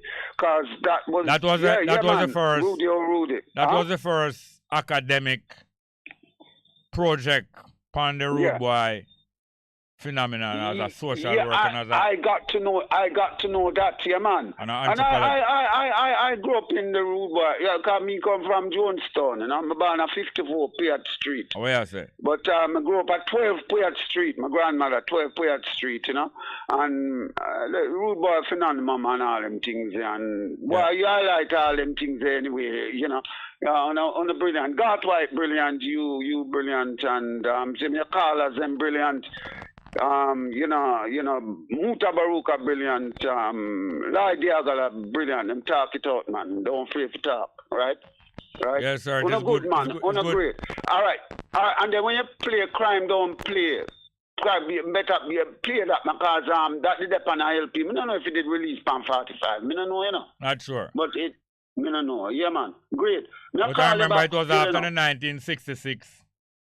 Yeah, man, it was after the 1966 daytime emergency. You know, songbook come out in the 60s, man. Coxon, songbook. He put it together. He put some songs together. Man, all them time the Gold Coast are going on. And that was one of the greatest. That was one of the greatest ever LP ever come out. Not just Jamaica, right across the world. What a brilliant LP that was. Yes, sir. Brilliant. Yeah, man. I tell you. So, You call again here, sir. And thank you very much. You know, we talk again. Yeah, man. Thank you very much, Yeah, man. yes, huh? What you saying? Scab by your name? Yeah, man. Thank you very much. We have any more call? All right. The numbers again. All right. Ricardo Portia said, no one is to blame for your future situation but yourself. If you want to be successful, then become successful. Yeah, man. Del Ryan said, Bongo, there no man is perfect. We all make mistakes. Howell Earth Strong is on the 16th. Tomorrow, Mr. Clark Delroy was not a member of NDM. Oh, Delroy Chuck. A Chuck Delroy name? A Chuck Delroy first name? I mean, what you talk? He was a member of Delroy was not a member of NDM. Boss Wayne Chen. Okay. We soon straighten out that. We have another call. Good morning and welcome. Hey, Jerry, good morning. Welcome, Margaret. Yeah, man, thank you. Yes, sir. Big up to the listeners. Yeah. Yeah, Jerry, you know, say, when I listen to your history where you have in your head, or, you know, where you know by experience or by reading, that man, they say, yeah, I'm guru. He is like a walking, living encyclopedia, dictionary to me as a young man, and some of my peers I'm encouraged to listen to you, you know. So, as a part of solution, I want to encourage you, Jerry. I think one time you mentioned about a book, but more you think of, you know, digital, you know, so if you can have a CD, YouTube channel, when you just talk certain things will happen in the past, you know, especially regarding these two gangs, you know, as a way for make Jamaican youths them know what transpire and know say boy, you know, they are not to be trusted. You understand? As well as me think you can make some money, Jerry, from a YouTube channel, you know, for broadcast certain things. Here's why I say there's a young man in Ghana when he Waya Maya. Yeah. Right? He's a YouTuber. And him see one girl post something about Africa and him think say it was something negative she try to say. You know, I'm kinda misinterpret her. And immediate a China. Yeah. And then him get him furiated and him come back to Ghana and then him build a YouTube channel and start show the good part of Africa. Yeah. You understand? Yeah. And right now he's like a superstar there and he might make crazy money. He not even do it for the money, you know, YouTube PM. Yeah. You know. So we can't always talk about the negative, but we have to remember history. But me want to encourage you to make some money with the knowledge you have.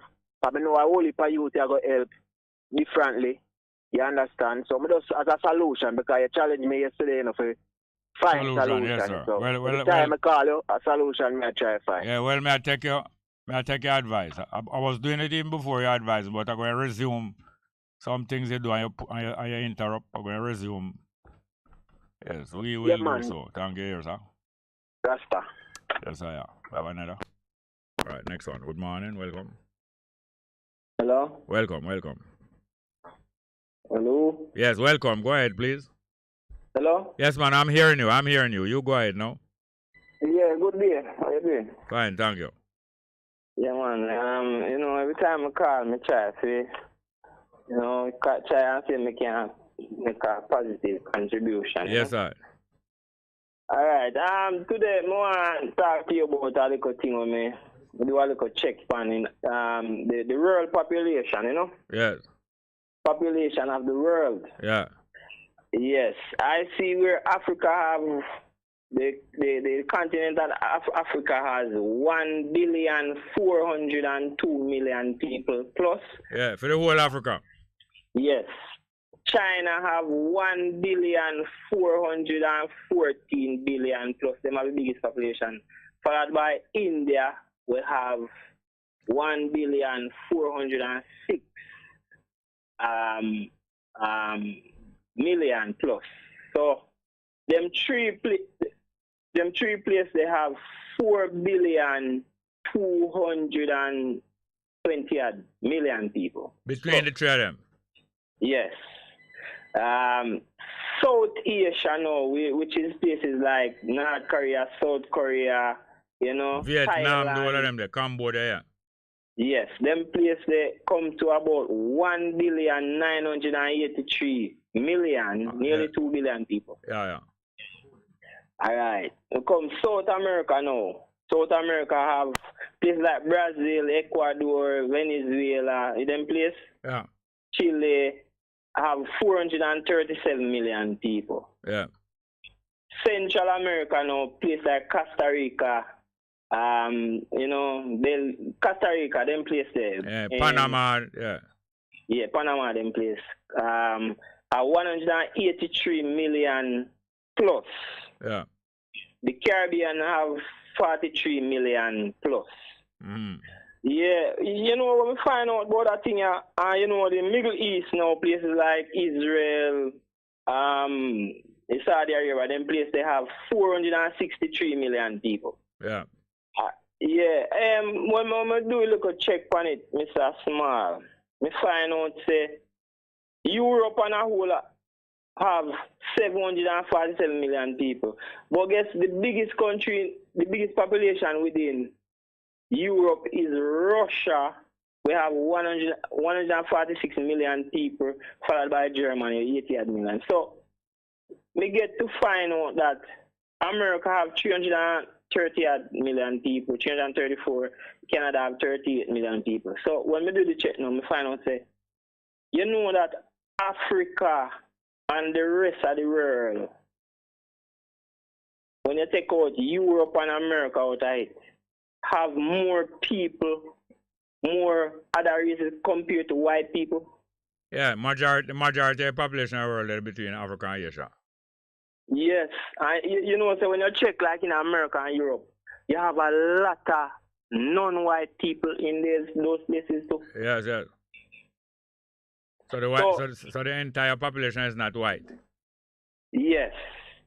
So you notice the white population, me get from the white population, they are the ones that reproduce less in the world.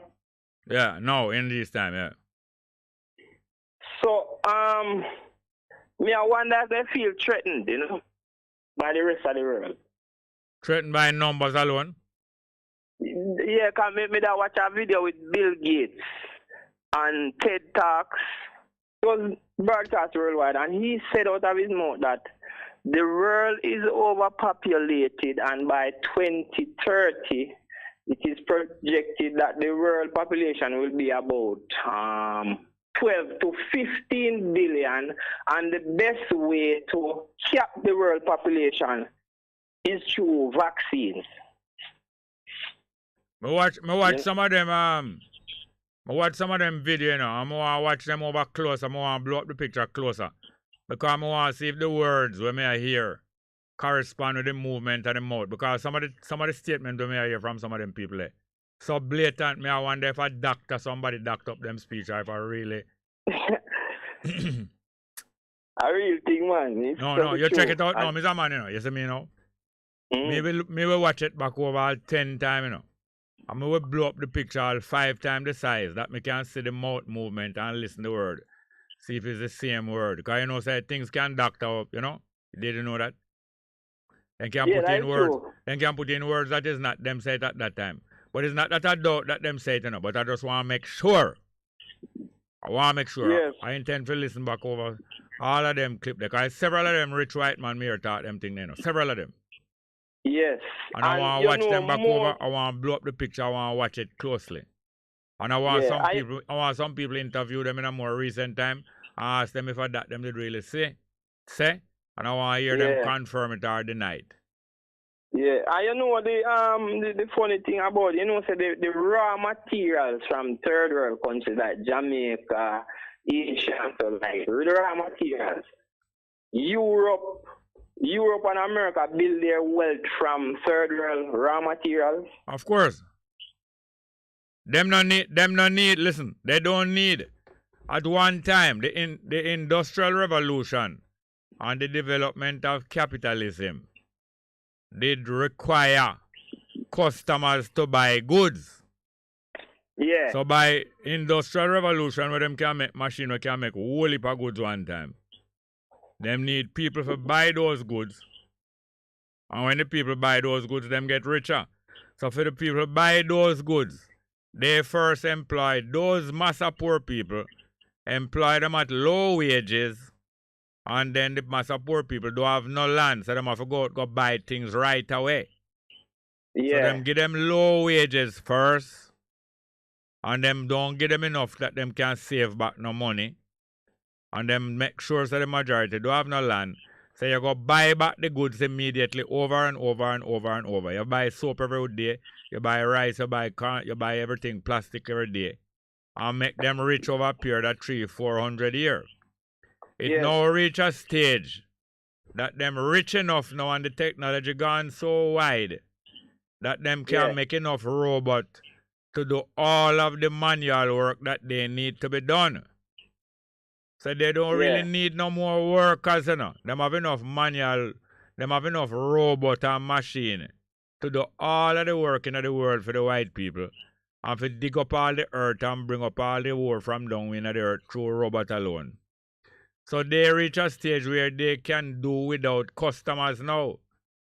Yeah. Them no need customers again to build up them wealth and to buy them things. Them only need to have the land. And the robot, them are going to make more robots, you know. After you make the first set of a robot, and you develop the robot so intelligent that the robot coming like it as intelligent as human being. That name artificial intelligence. Them no need to go make no more machine or plane. Them no need to go make no more plane again, you know. A robot are going to make the plane now, you know.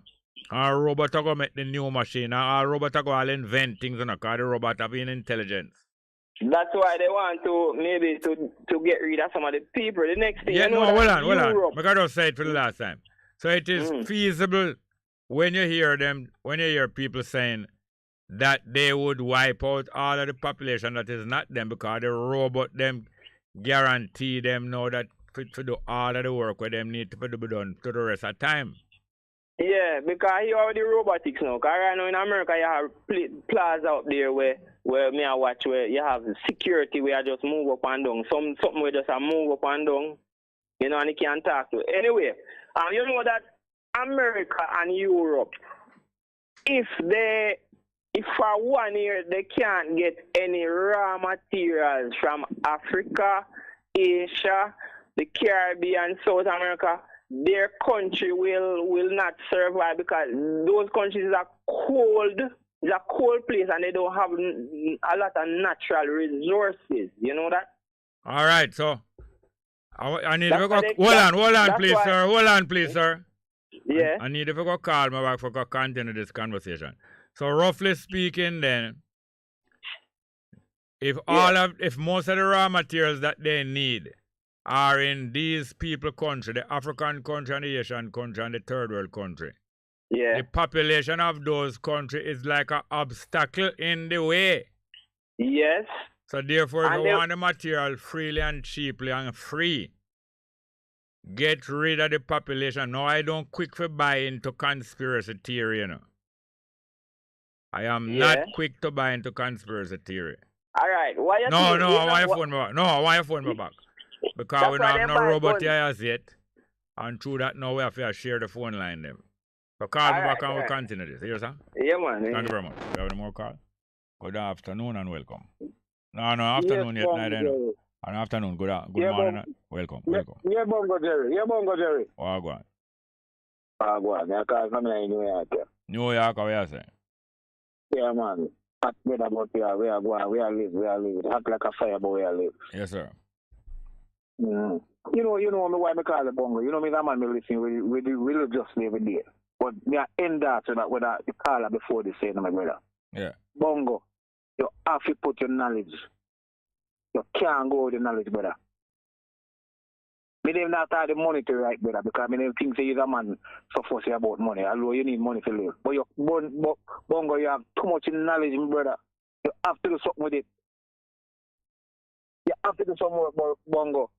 Well, I produce about 2 manuscripts already, but I don't get them published, and I have a more vital one to finish, you know. as me said, Barry Shevan's gone, you know, and we don't have much of Barry Shevan's work left here, no, brother. We can't afford a man like you. We understand every man has to go one day, you know, but no Bongo, you have to do something. Thanks for the urgency, yeah. Yeah, man, you have to do something, man. When I hear the brother call you, brother, I say, no, I have to call you, Bongo. Pull over me, I drive, I pull over, I say, no, I will call you. Yes. Well, thank you very much, yes, sir. Yes, man. Yes, man. Pick up yourself, Bongo, Jerry. Yeah, man. Great encouragement. Good. Yeah, man. Man, look. All right. The numbers again. We have a piece of live chat. I think we have 1 or 2 live chat. Yeah. Takelen Kwase. That's indeed a great advice by the young man Bongo Jerry in regards to broadcasting your knowledge in relation to publishing your book. Wode Maya is a good example in many. Bless. Delroy Henry said, Bongo Jerry, Dr. Harris was not a member of the NDM. Wayne Chin was. Mr. Clark, Bess FM, shout out. Thank you very much. All right, we have any more call? All right, let's go to the telephone.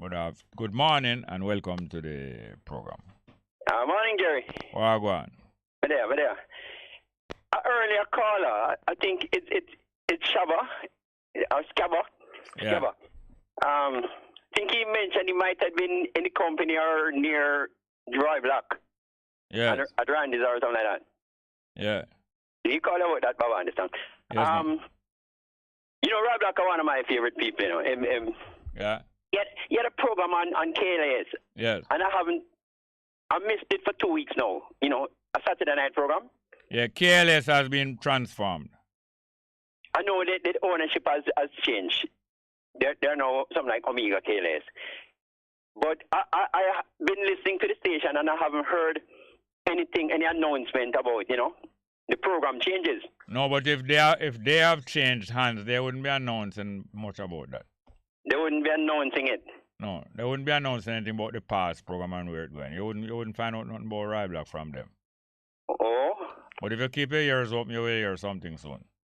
All right, I'm listening out because you know I think it would be courteous to tell us what's happening. For who to tell us?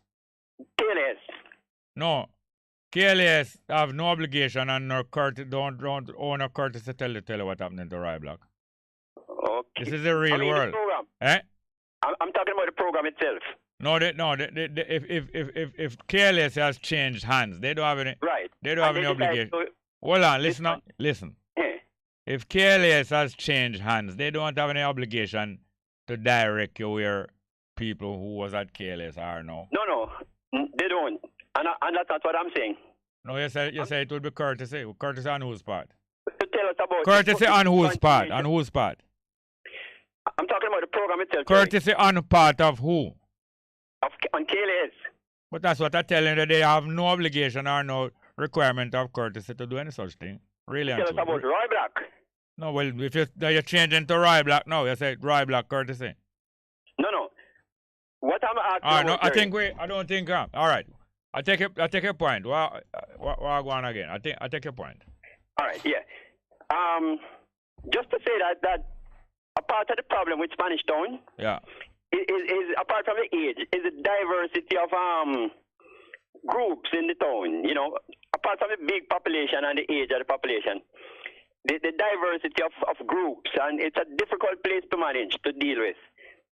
Being, you know, difficult place for who to manage? The politicians, the administrators, the government. The politicians have no intention to manage anywhere properly. Why are we fooling ourselves? Which politician you know, which party in Jamaica you know have intention to manage properly?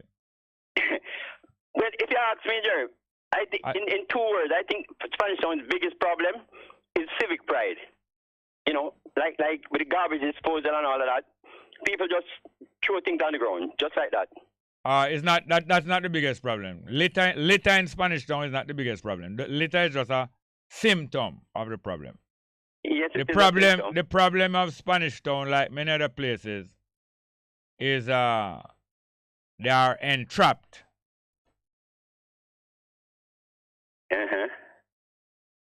In the political bondage. You know that they are entrapped. Why are you pretending like you don't know that they are entrapped? Yes, that's a big problem too. But Hold on. You don't know that they are entrapped.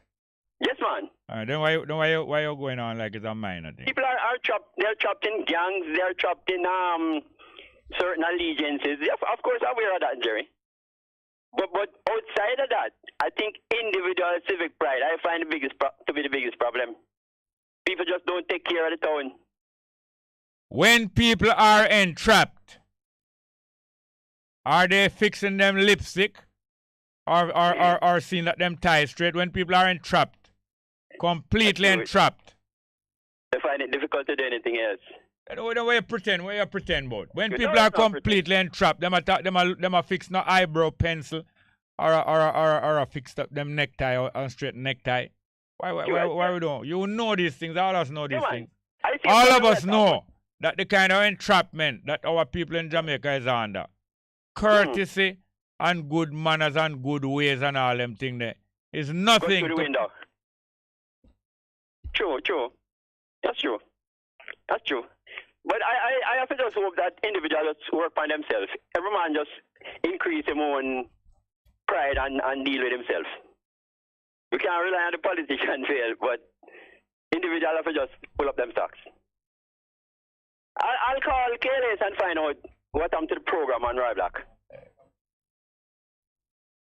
Okay, Jerry. Hold on. The man on the phone and say, where's the liquid?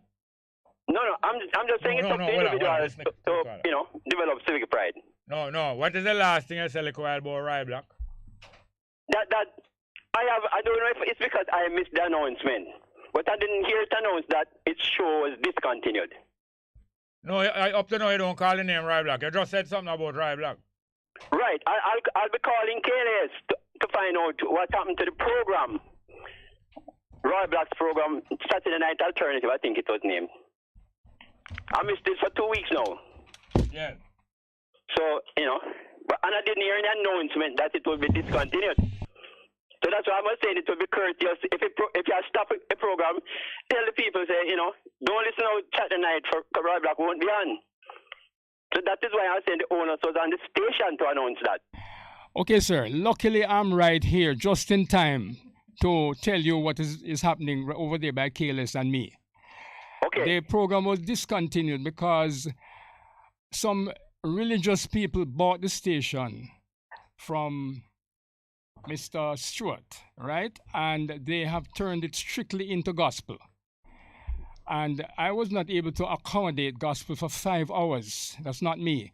It would be degrading my program because my program has built up a large listenership to the extent where when the program was stopped, there was so much flood of calls coming in on Saturday night last to the security. He couldn't manage. He said there were over 100 calls. But anyway, the gospel thing that he wants me to get into, I couldn't really manage it because that is too much for me. It would be degrading. I'm not against gospel, let's make it clear. But the point is that I have built up a listenership that has been latched on to programs like that has rhythm and blues, ballads, Jamaican yes, ska. I want the number. Yes, rocksteady and all sort of stuff. I know the show good. Yes? You know about the show, right? Good. Yes, man, I know the show very well. So don't be disappointed. I'm going to be moving elsewhere, I might just be right here. Okay. So, yeah, man. Okay, Mr. Black, and best regards to you and all the best. Yeah, man, don't worry yourself, man. Everything is but I can spread I the word. am among the many that really miss the program, I know I that. just wondered if it is me never hear an announcement or it never said at all. I told the new manager that was very, very bad for them. Something that they did, but that I didn't really agree with. They just suddenly stopped it and they didn't even allow me the privilege of saying to the listeners that this is my last show. You won't be on next week. And I won't be on next week. I think that was gross disrespect.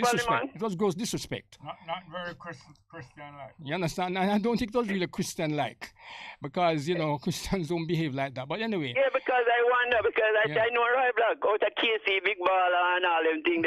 That's not his style. Oh, you know me as a KC Big Baller? Yes, man. Well, I used to play ball for business, Jamintel, Division 2 for Melbourne, Division 1 for Santos. I play for Santos still, Division 1, Yes. Right, and you was a captain of a soccer side. Yeah, I was with Packer side as well. Yeah. And I have coached. Soccer. I have coached several winning Franklintown football teams, under 13, under 15. So I'm in many areas, many caps that many people don't know. And I used to see a photograph in the Gleaner, that bearded, white beard Rasta man. Yeah. So, it's funny. All right, my brother. I say it's not dry black style. That don't just cut down in a year, nothing. All right, thanks for your interest, yeah? Are we no talking? problem. All right, good, great. So Jerry, we catch up. I catch really well. I walk to the pavilion. Okay, Mr. Jerry. Yes, sir. All the best. We'll keep in touch. All the best, Carla. Okay, Mr. Jerry. Yes, man. You can't say whenever I want you. Anyway, that's nice. We have another call. 12? All right. Midday. Thank you very much. You're simply the best. Better than all the rest. Better than anyone. Anyone I ever met. You're simply the best. Best FM 100 on your dial. Keep listening. Good day, I'm Lorraine Mendez with the JIS Midday News for Wednesday, June 15. Coming up, Jamaica on track to receive more than 3 million visitors. Continued growth expected in the tourism sector, and Jamaica remains committed to decent work agenda. The news in detail after the break.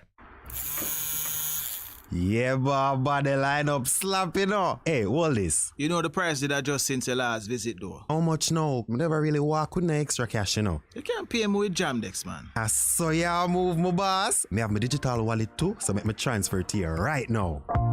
A phased rollout of Jamdex, Jamaica's central bank digital currency, is on the way. Sign up for your digital wallet and get more convenience, safety, and security with your money. A message from the JIS.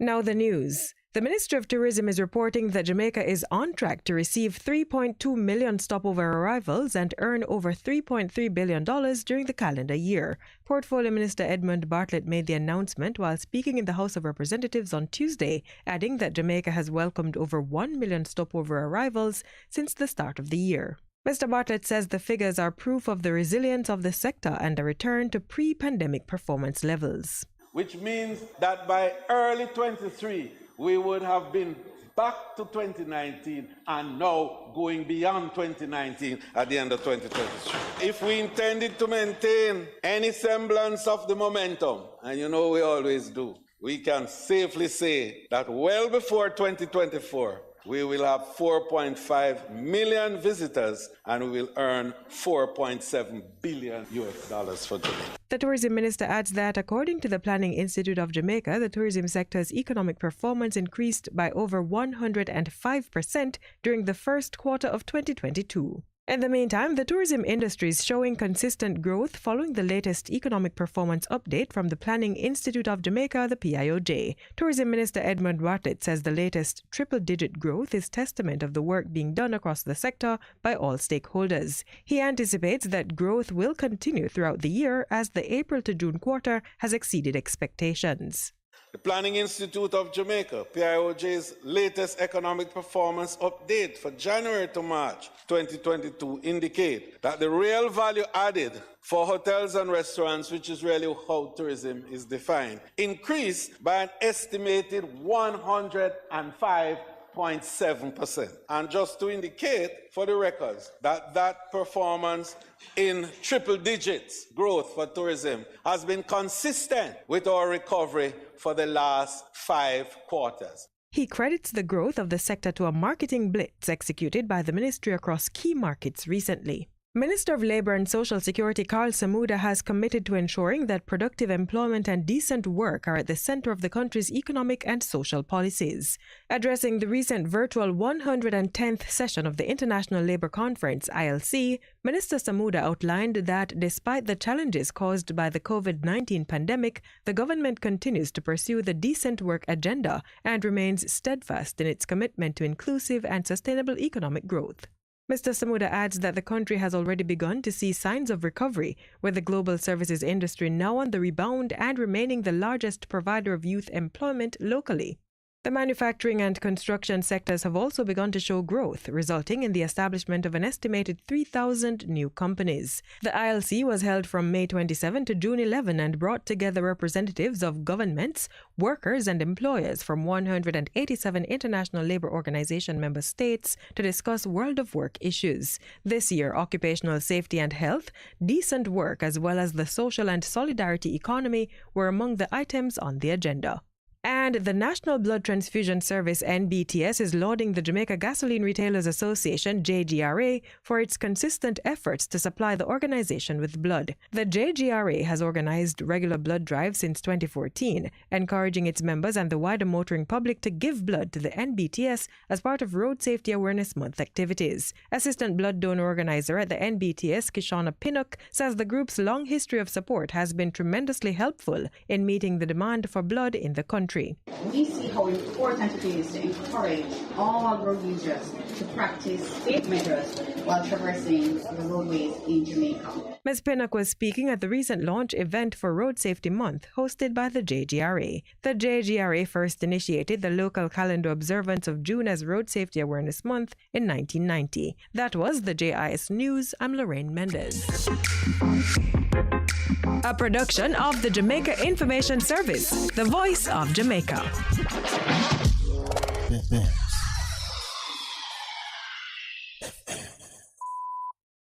Hello, I'm Krupa Badi with BBC OS. It is 5 p.m. here in the UK and 8 p.m. in Moscow, and it marks the end of the first 12-hour humanitarian corridor from the encircled town of Severodonetsk in eastern Ukraine. And we still don't have further details on whether or not that corridor has been successful. The UN says thousands of civilians are trapped there. We shall bring you the latest. Also, the BBC has tracked down an elderly woman in Ukraine whose video brandishing a Soviet flag went viral and has been used as part of Kremlin propaganda. We're going to tell you her side of the story. And whilst it's been hard to verify numbers in this war, we do know that thousands of people have died in Ukraine, and we'll continue to bring you tributes to those who have lost their loved ones. After the news, we're going to bring you Maria's story as she remembers her father, Mykola, and of course her hometown, Severodonetsk. Do stay with us. Hello, I'm Moira Alderson with the BBC News. The United Nations has warned that large numbers of civilians trapped in the eastern Ukrainian city of Severodonetsk are running out of food and water. Russian forces control most of the city, which they've been trying to seize for weeks. Moscow said it would open a humanitarian corridor to let people leave into territory it holds. But our correspondent in Kyiv, Joe Inwood, says the plan doesn't seem to have worked. The separatist leaders have been blaming the Ukrainians, saying that they've been firing, they've been using tanks and mortars trying to disrupt the process.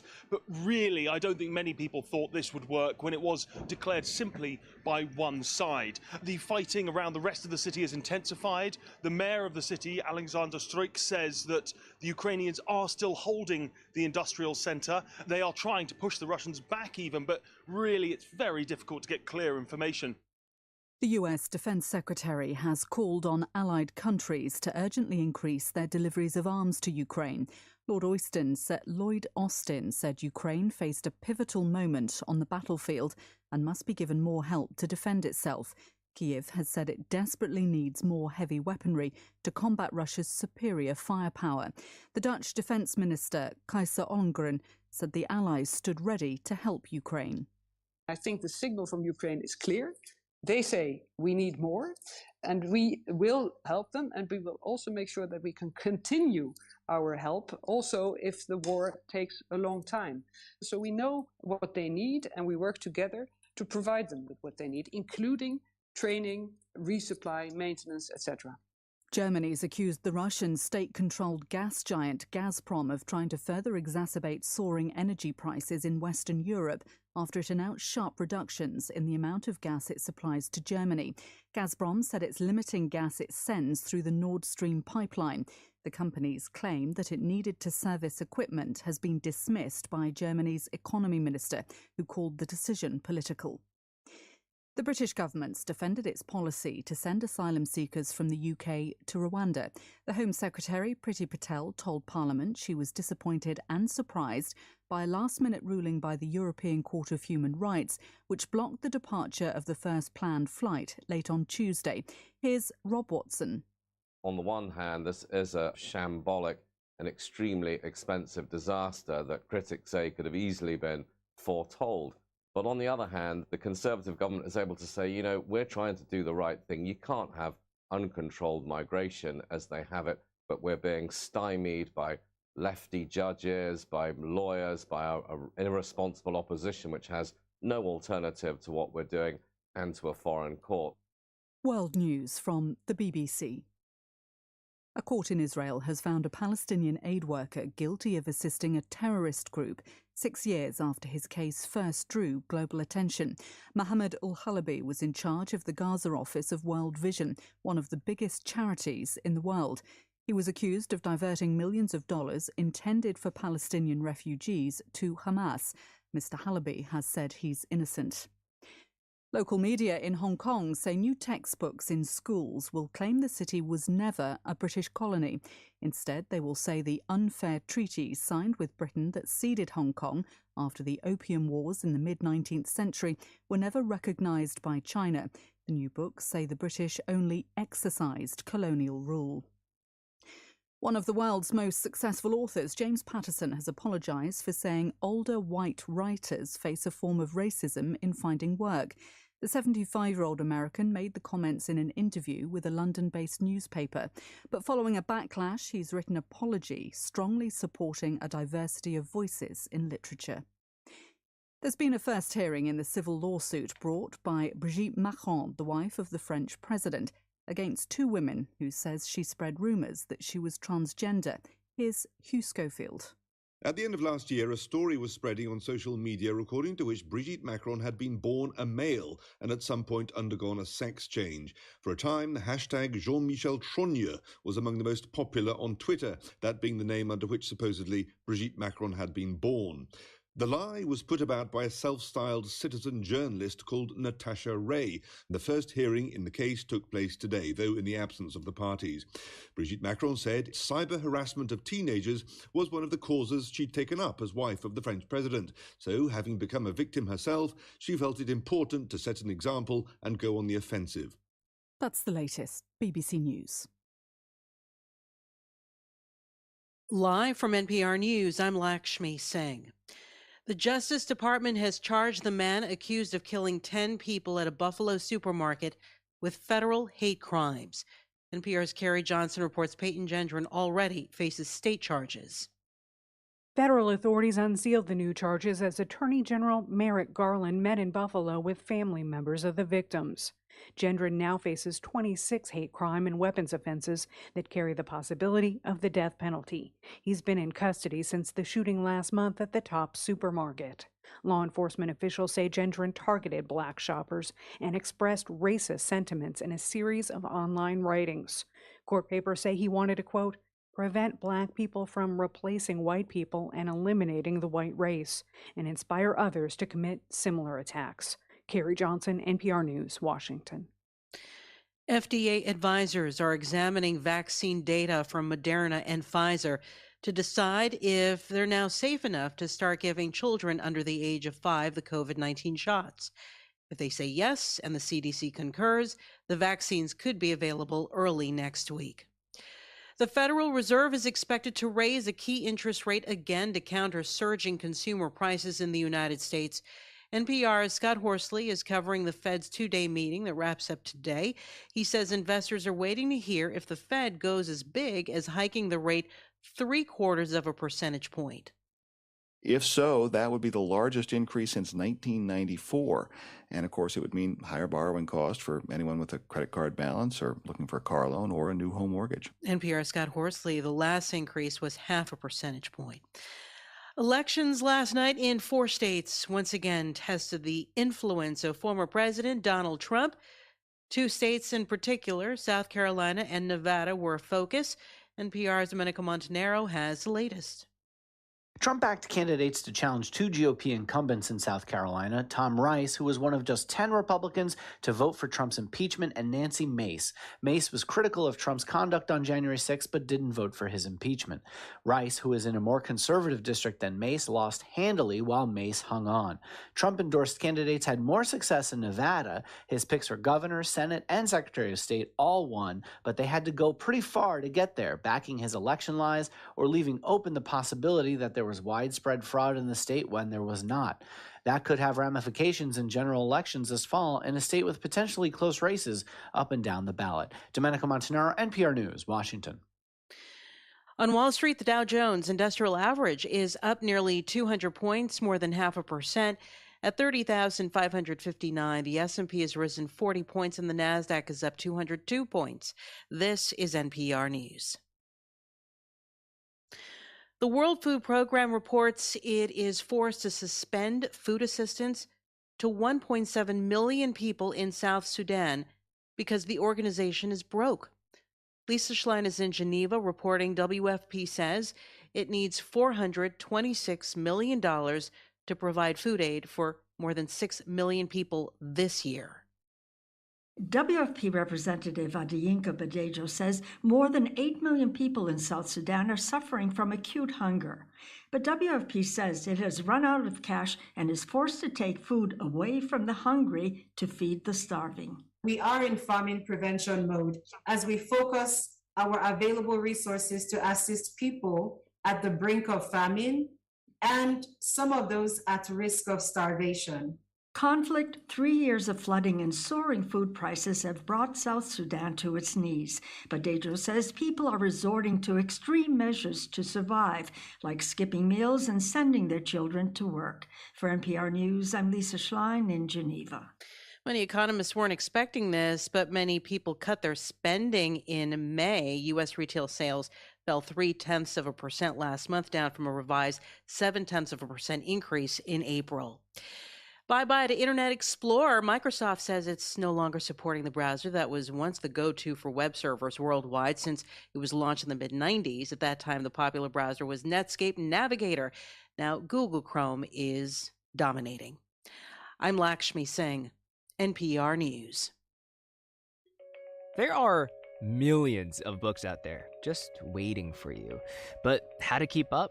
Introducing NPR's Book of the Day. Every weekday, we feature some of our favorite conversations with authors and writers about their latest books. You can check it out in about the time it takes to walk the dog. Happy reading. Bess FM 100 on your dial. Keep listening.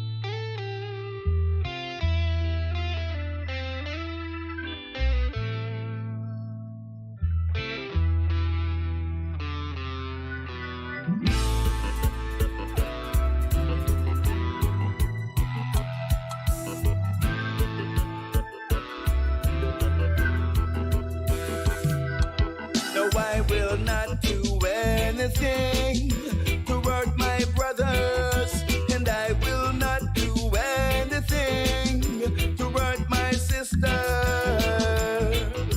Oh no, oh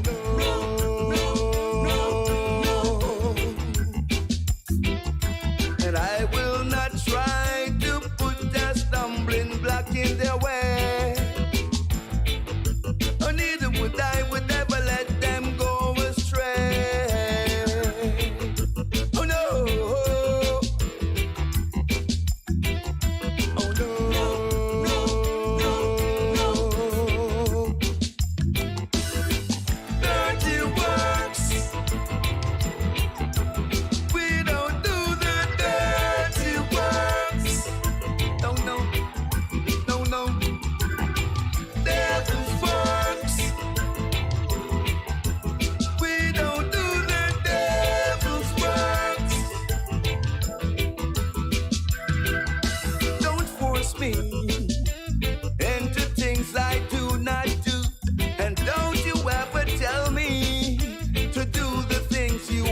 want to do, why won't you do it yourself?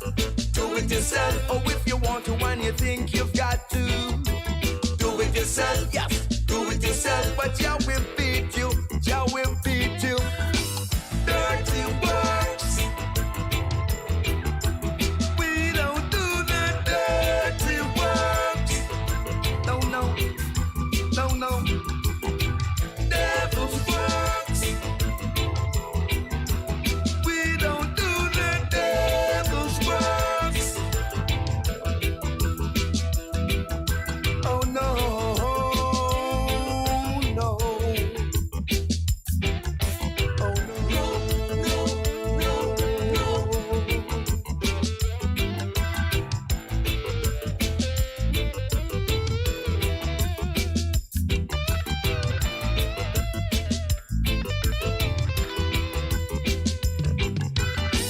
necromancy, yes, that industry.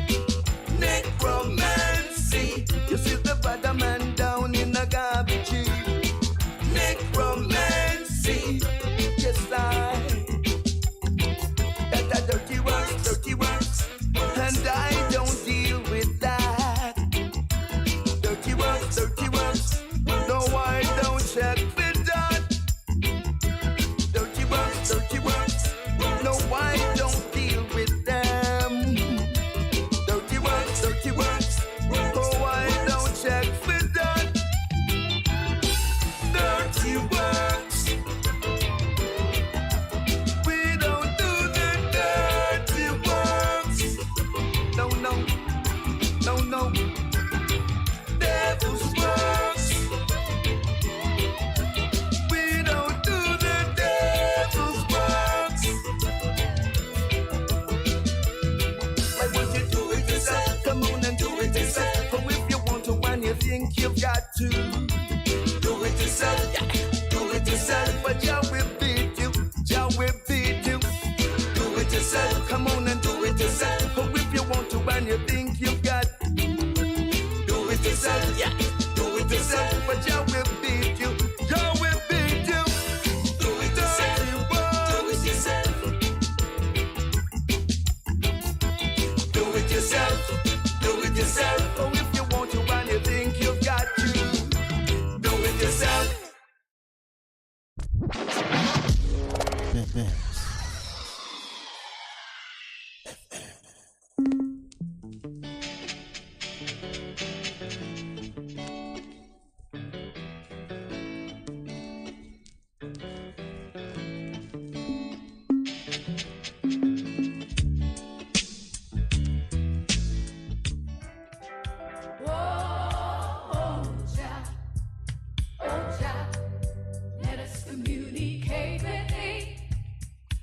You good?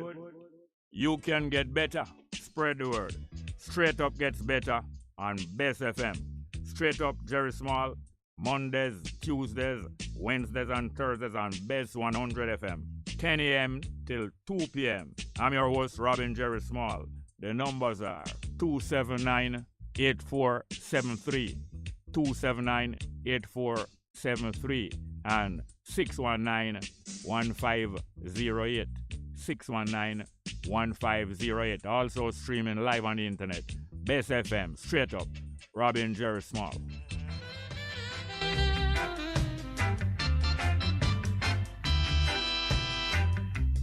If you got to feel it, you've got to be clean. You got to make it straight. You can't be lean.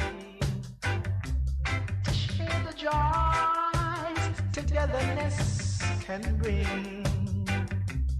To the true soul, you just have to cling, and then you will feel it, feel it, feel. You'll feel the soul inside of you.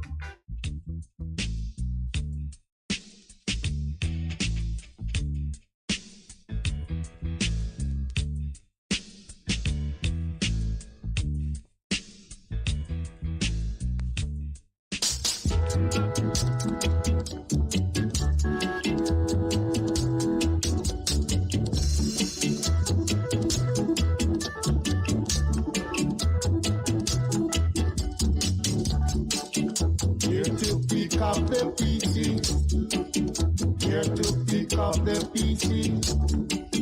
Here to pick up the pieces. Let the place look good, my brother. Let the place keep clean, my sister. Let the place look good, my brother. Let the place keep clean, my sister. So come along, my brother. Come along. Yes, welcome back to the program, into the second half of the program here now today, 15th of June, Wednesday the 15th of June. We're going to go right into some live chat and maybe play a piece of music before we link with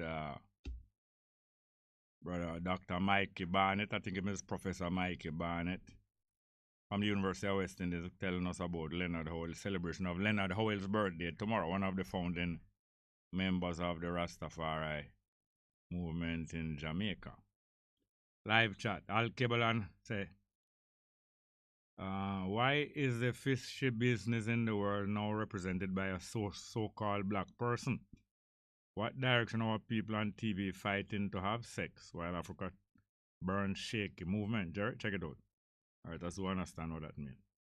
Taki Lemko said, that's indeed raising the eyebrows in regard of minority race versus majority in race of control. Also, from another perspective, China being in majority even impose their conditions on minority groups. Takilemko said, Takilemko continue. Japan being a minority thought that they could control China by having access to vital mineral resources such as oil, for example. Ibe Lion said, Jano, be safe on the road. Well, thanks for that, Ibe Lion. Del Ryan said, Mr. Small, I support your two callers' argument. Your knowledge and experience shared each new day with your callers and listeners. I would love for my grandkids to be reading your books in the future in the UK. Thank you. Courtney Hunter said, Jerry are truly a genius, bringing on Mr. Roy Black in the nick of time, almost stunning the caller instantaneously. That's how life goes sometime, you know. Things work together, the confluence of events. Sister D. Ruben say, yay, flight block. Big European Union. Or the flight time of the refugees to Rwanda. UK human rights dead. Del Ryan was a master teacher, you're not only a genius, you're a great argument done. Appreciation can make a day.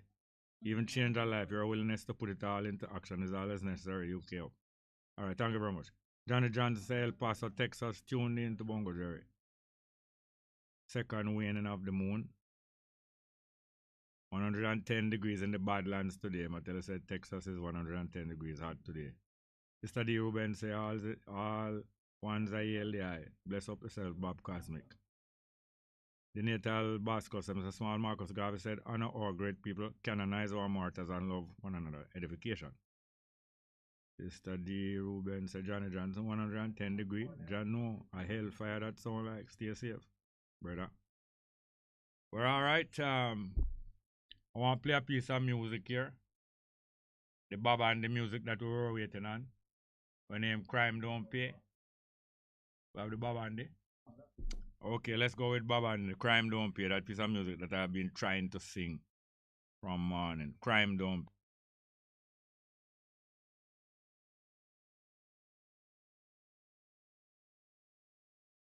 Pay. You are saying you're Rudy. You are saying 'twill be a bam bam. Beware, cause the cops might get moody. Soon you'll be hearing who's going blam blam. What about your home? Boy, what about your food? You don't seem to care about the coming year. You just live for today, yeah. You're a threat too, be a threat too. Honestly, you work hard for their living, but you better change your bad ways. Forget the past and turn a new page. Think about a home, boy. Think about a future too. Don't be satisfied with your way of life. You've got nothing to derive. Don't you know crime don't pay? That's what my older folks say. Don't be satisfied with your way of life. You've got nothing to derive.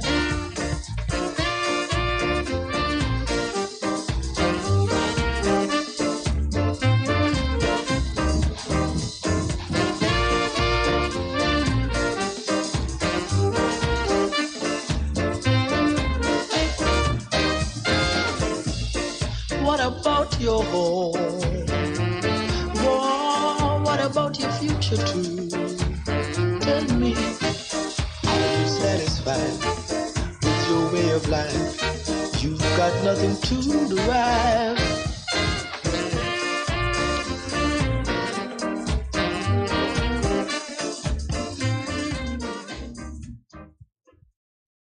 Yes, man, great piece of music. Underrated, underheard.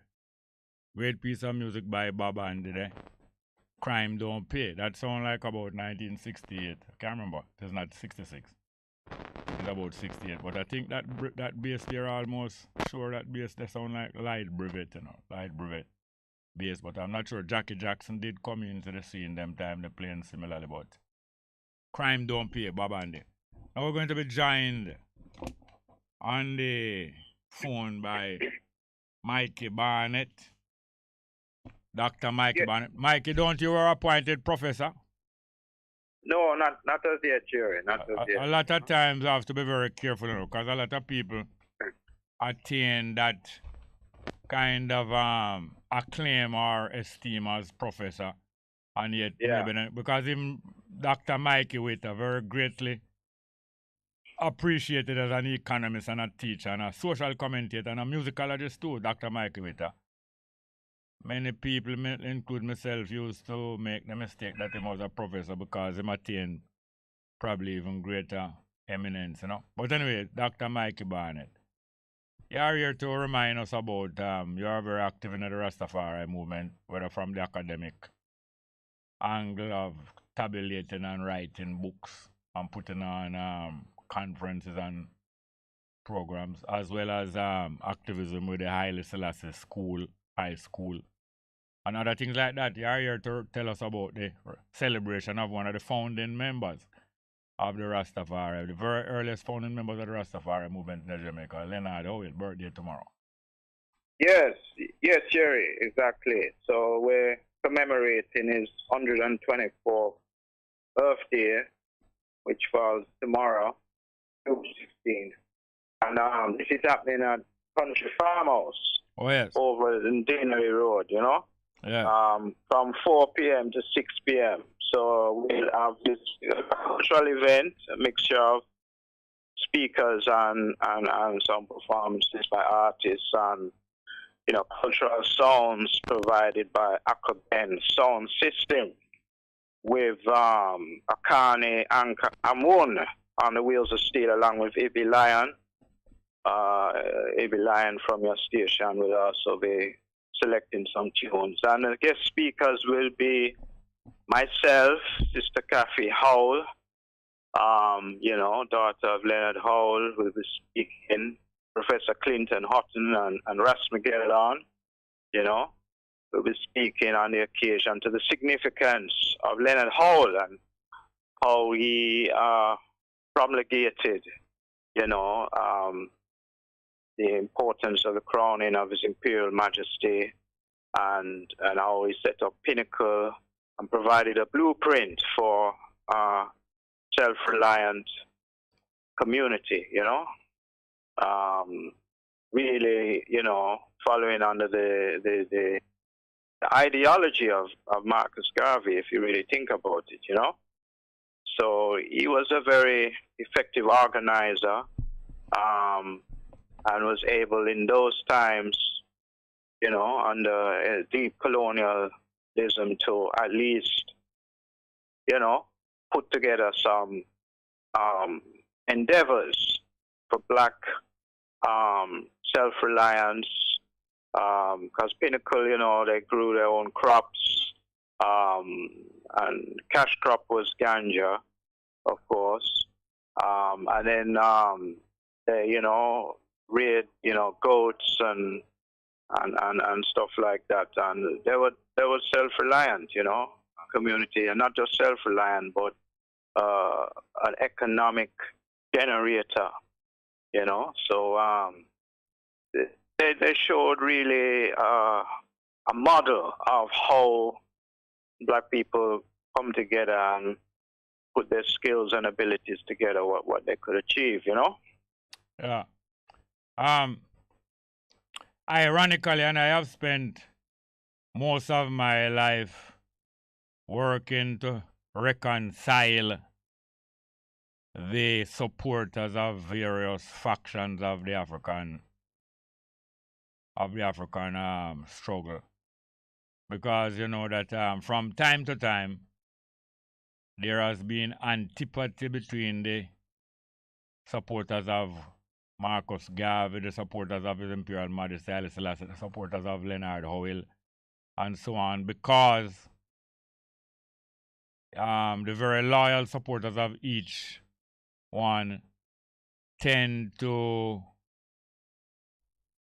not appreciate fully, or to misinterpret, or to be hurt by some of the attitudes of others. For instance, not only Bustamante, but Marcus Garvey himself wrote to the British warning them about the development of the Rastafari movement. But this was understandable because the Rastafari movement in a very short time showed that it was likely to eclipse, or if not eclipse, to seemingly steal some of the thunder of the Garvey movement. And it was because of the spectacular inroads made by Howell in St. Thomas and them place why Garvey felt a little weak. He had just come back to Jamaica and formed a party in 1929. And by 1930, the emperor is being heralded around the world as the newest hope for the African people. And it is natural even in track and field athletics or in sport. It is natural to be some apprehension and some rivalry to exist between the top performers, when eventually all of them going to end up on the same team.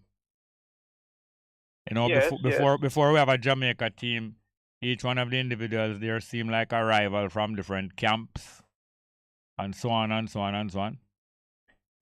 But as I say, Mikey, Howell generated not only a commune, which is an economic blueprint, a commune style of production, but the commune incorporated experiments and practice in government, self-government. Yes, exactly, which is very important because, as I said, in fact, Leonard Howell was actually actually putting into action, Garvey's very own ideology. Leonard Howell was actually he was a Garveyite.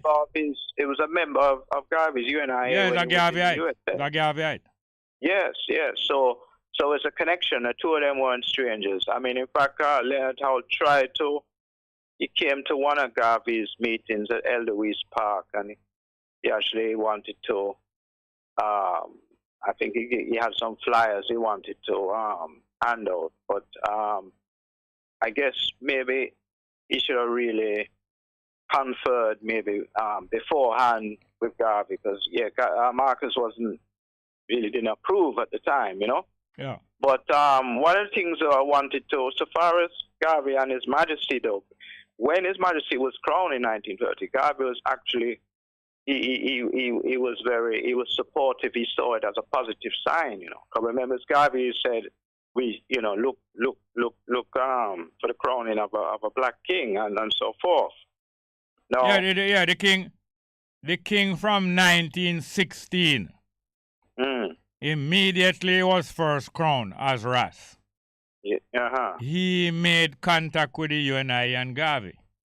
Yes. And in 1920 he sent delegation, money, an offer of land, and did many other things. Yes. So he was aware of Garvey, and Garvey was aware of him, and they were supportive. But there came times when there were conflicting thoughts. And we must, I urge you and others and myself to learn lessons from that and many other occasions in history long before that, where we must practice to diffuse some of the tensions between our one another, rather than exacerbate them, because it is easy to be drawn into exacerbating differences between especially prominent members of our movement.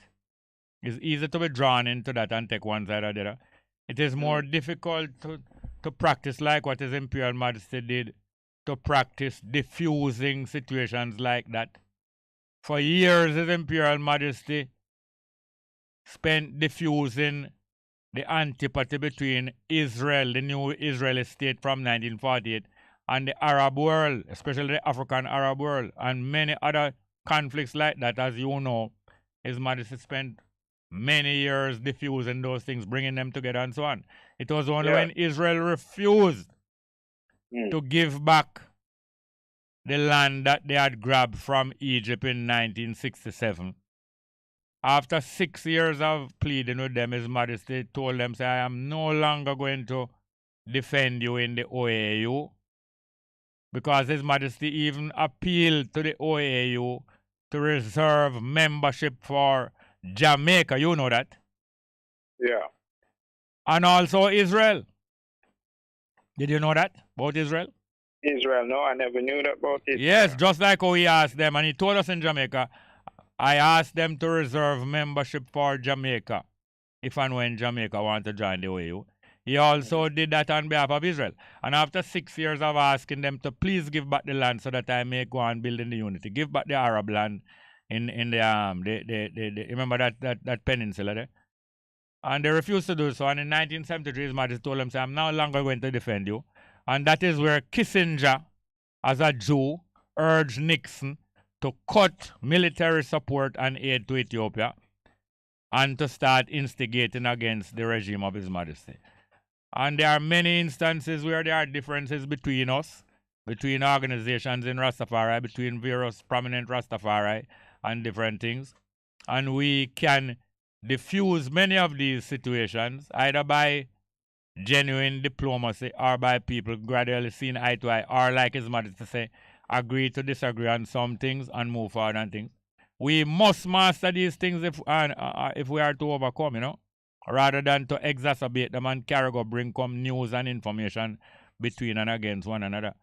And you know that even just as a lot of Garveyites were uncomfortable with Rastafari, a lot of Rastafari uncomfortable with some Garveyites, a lot of Maroons, a lot of Africans uncomfortable with the Maroons because of certain things, and a lot of reticence and don't want us to reconcile or don't want to come clean and say we are sorry for what Kodjo did and so on. We must master these things, and it can be done. I'm talking a little bit long, Mikey, but I just want to make this one more point to you. For years, I've been recommending to the brethren and sisters any opportunity I get, and especially when the Millennium Council came into being, that each one of these 12 different recognized mansions of Rastafari might employ a system of diplomacy where each one of them has 2 delegates to each other one. So you have 12 diplomatic missions or 11 diplomatic missions to their other houses, 1 male, 1 female, who keep in constant contact, and any little problem or any little ideological thing or any little incidental thing between them, they work out these things between these many men. Each house would have 11 different embassies or so to their house, you know. 1 male, 1 female, and so on. Because we must reach a point where we can consolidate and yet don't agree on every minute thing, you know. Go ahead, Mikey.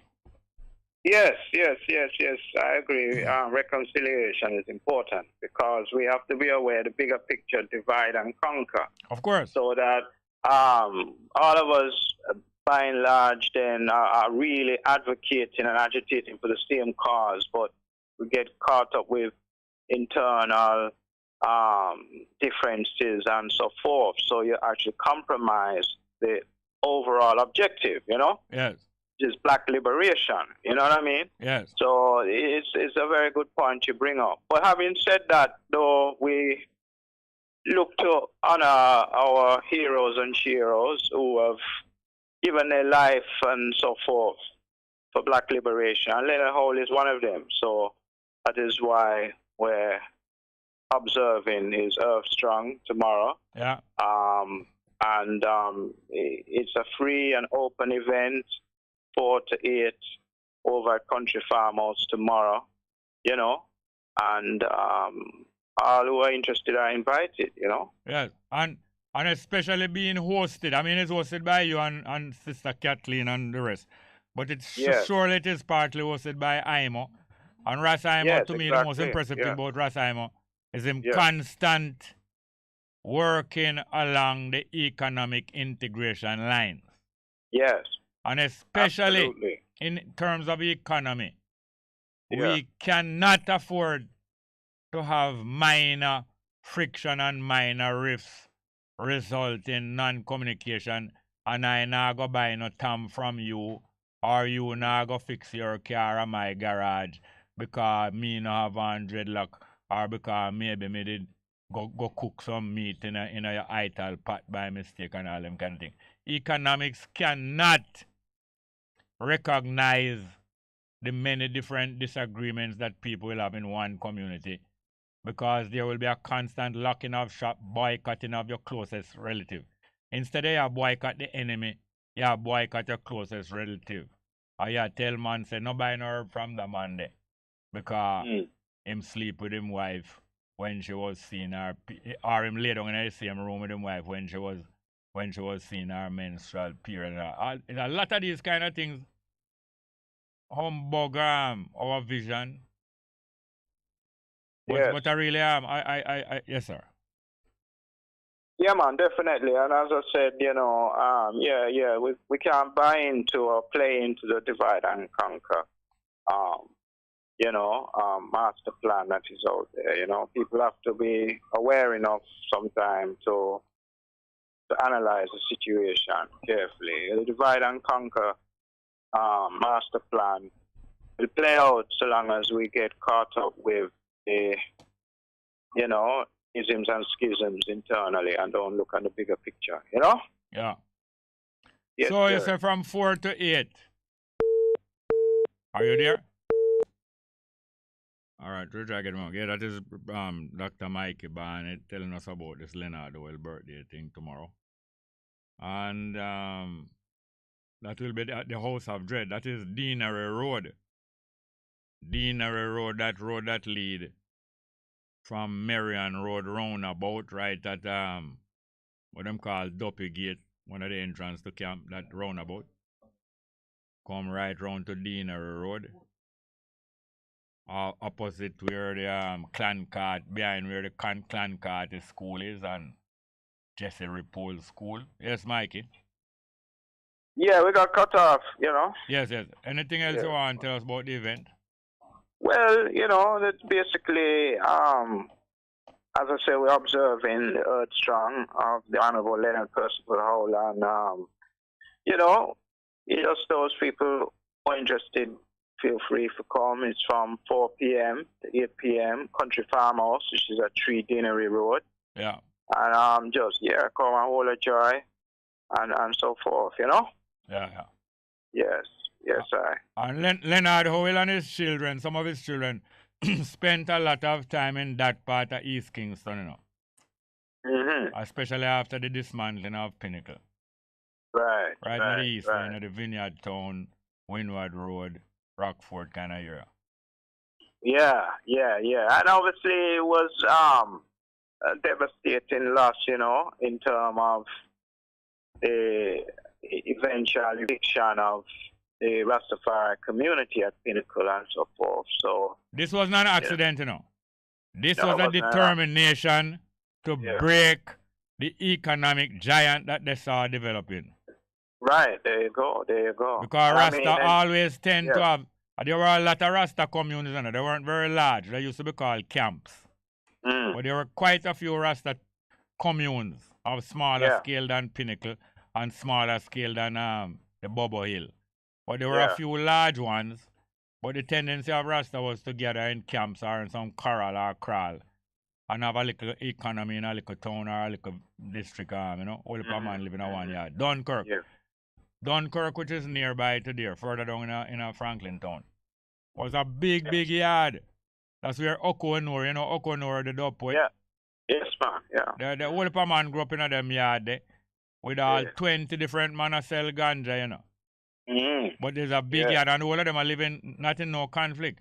Them a sell ganja and it's a reason. Each ganja camp was a reasoning. It wasn't just a selling of ganja. There, around the smoking of the herb, there was a reason, a great philosophical reason and political education and historical education and spiritual education. And there was the making of every one of them big yard, just like Howell. One of the main activities of Howell people, you know, was the making of sandals out of old car tire. That's where the tradition come from, you know. Making of sandals out of old car tire coming from Pinnacle and then bring them come town, come sell down a market. The making of tam and all kind of different artifacts of Rasta and many different things, you know, and the economy, peanut and ganja and this crop and that crop, goat, this, that, that, and kind of thing. Music eventually came out of that too.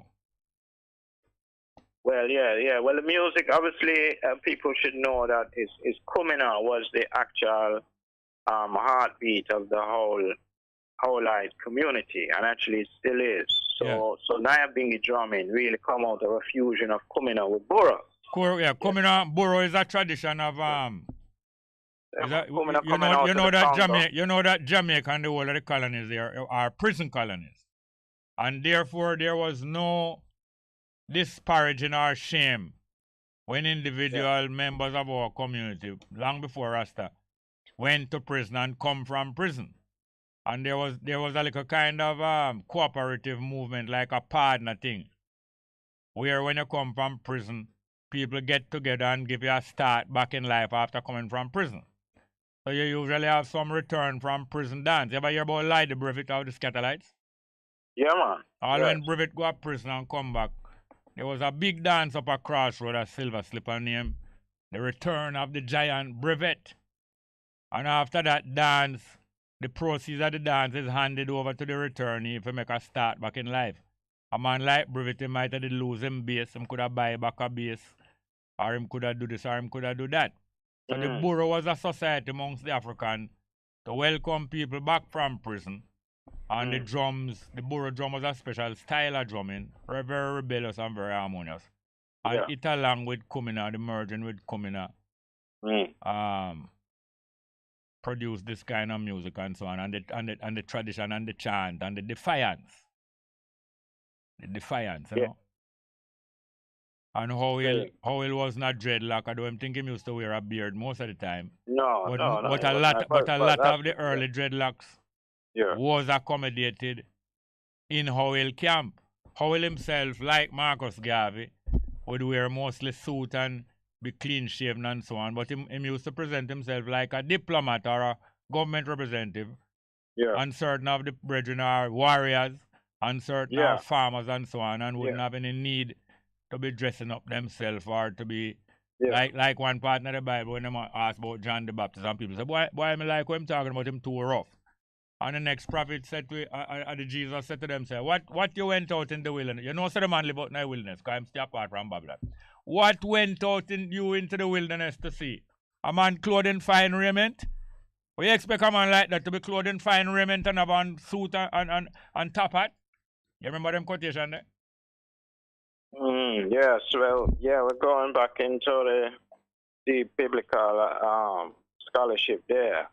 But the key thing you brought up, though, Jerry, is that, and people need to be aware, is the early Rastafari leaders. So you're talking about Robert Hines as well as Leonard Howell and Archibald Dunkley, and even Hibbert as well. You know, them man, they never wore locks. The locks kind of came into the movement later on. Some of the man them, amongst those man them, did have on locks, as I tell you. Some of the man them, when you go a street or when you mix with society, did have on locks from quite early. But those from the 40s. No, we are told, listen, We are told by certain people, including Watto brethren, that certain thing rise up in the 40s. There was dreadlock from before that. It wasn't that many, but there was dreadlock from before that. You see, from we start to get the fourth of them, when our people start get the fourth of them, it's during the war, you know. Yeah. During the war, we start get a whole heap of book. All Pankers book and them book there. The Rise of the Black Man in Ethiopia leads the way, and a whole heap of them book. We used to get a whole heap of book from Ethiopia, and we start to see the various different ways that the Ethiopian dress. And even before Tafari crown, we used to get books and see some of the warrior them. You see the soul style Afro? Is Ethiopia typify the Afro, you know? A lot of people don't know that, you know. Yeah, man. When you see the coronation and footage of the coronation, 1930s Majesty, and a whole heap of the entourage of Afro, man. Yes, man, huge Afro. Yeah. And they know some of them, and some of them have on dreadlocks. Yeah, dreadlocks like the Indian Sadhu them. Yeah, and some of them and some of them shave off them head clean. Yeah. I used to have photograph of His Imperial Majesty as a little boy in dreadlocks. And I have a photograph of him with most of him here shave off clean. Have you ever seen that picture? No, I never seen that one. I've seen him locks up. Yes. And I had a picture of him at 17-year-old when him beard just started to grow. See. The mistake that I made, I used to lend people these things. Never to be seen again. But I know one day I will recover them photographs then. All right. So them dreadlocks and them big afro and them things, these things were being seen from in the 20s and 30s, and you had man adapt them immediately. But of course, the large influx of dreadlocks did come in the time of the youth black faith in the 40s, but that was not the exact beginning. Same. But we don't want to split any hairs over those things. Yeah, man.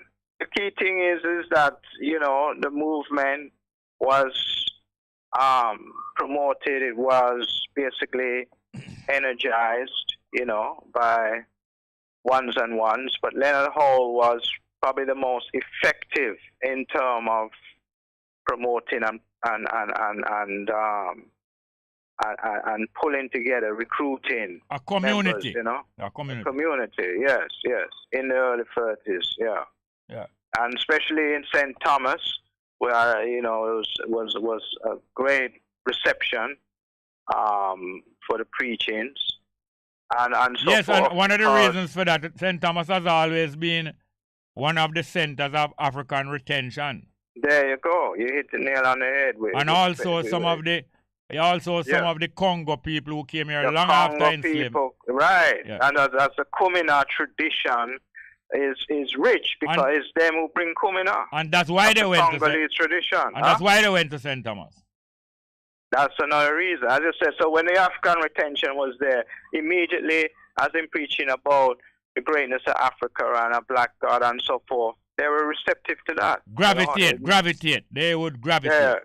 Yes, there you go. And the other thing is, yes, Howell attracted, as you know, many women, and his main partner was a daughter of a very prominent family who disbanded her to some extent, and who Bruce Golden's mother is our close relative, probably our sister. Yeah, Bent is her last name. I'm trying to remember. The Bent family from South St. Elizabeth. Yeah. But that is actually Monty's and Billy O's. That's the mother, you know? Yeah. So, yeah, she was very important in the galvanizing of the Pinnacle community in the early years. Unfortunately, she died a sudden death. There's still an air of mystery about that. At 43, I believe, she met untimely death.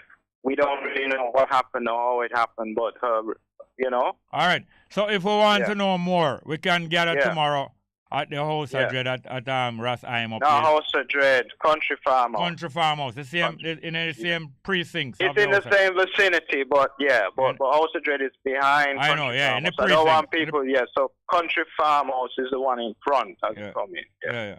Then, yes, sir. And that place has been a place of Rasta gathering from in the 50s. That is one of the places where some of the Howielites, because the Howielites did spread all over Jamaica. That's how I got to see the first dreadlock, in Spanish Town and in East Kingston, when my old man appointed them out to me in 1954. When them start to scatter them and them start to come to Kingston. And and one of the early Howielites, he never actually lived there, a man named Daddy Mac was the main elder used to live on that spot around at that place there. Why that place has always been a center of Rasta. And like Howell, he was incarcerated in Bellevue in the 30s. He was an ex-policeman also, incarcerated in Bellevue on and off, right through to the 50s. Daddy Mac. Same. Yes. Yeah, man, important history, yes. All right, well, thank you for having been here. That's Dr. Mikey Barnett telling about the Leonard Howell birthday celebration tomorrow at Country Farmhouse, 3 Dinner Road from 4 o'clock to 8 o'clock. All right, thank you very much. We're going to resume our normal programming interaction with the callers and the texters. And we're going to play some music. We're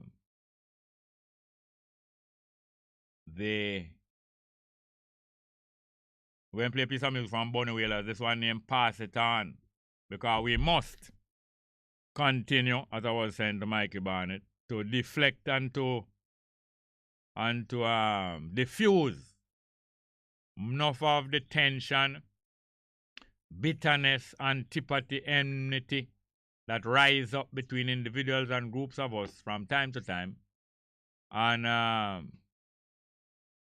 follow the advice of this piece of music. It's not Bunny Whalers make it first, but he popularized it in Jamaica. It named Pass It On. As a matter of fact, I think it was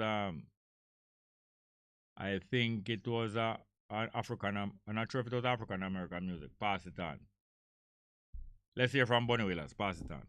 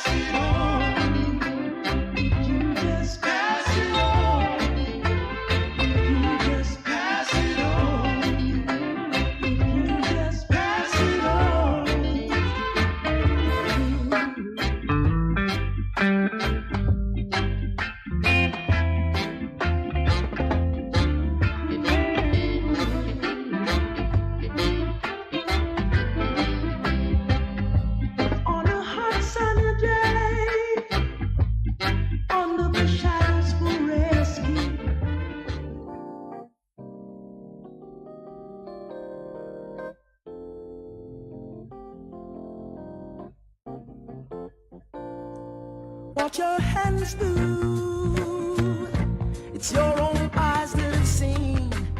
So won't you judge your actions to make sure the results are clean. It's your own conscience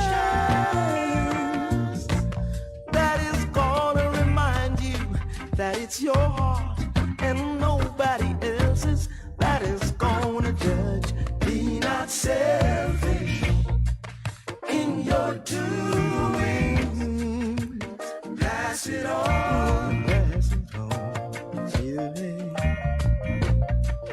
Help your brothers in their needs. Pass it on.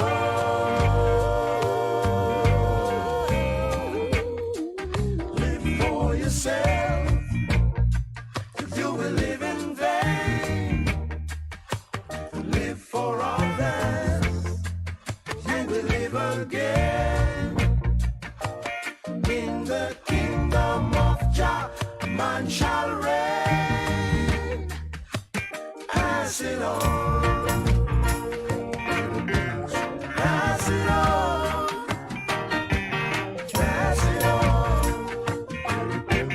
Pass it on. What's in the darkness must be revealed to light. We're not here to judge what's good from bad, but to do the things that are right. On a hot sunny day, under the shadows for rescue. But as the day grows old, I know the sun is gonna find you. So not selfish in your doings. Pass it on. Help your brothers in their needs. Pass it on. Live for yourself. You will live in vain. Live for others. You will live again. In the kingdom of Jah, man shall reign. Pass it on. Pass it on. Pass it on. Pass it on. Pass it on.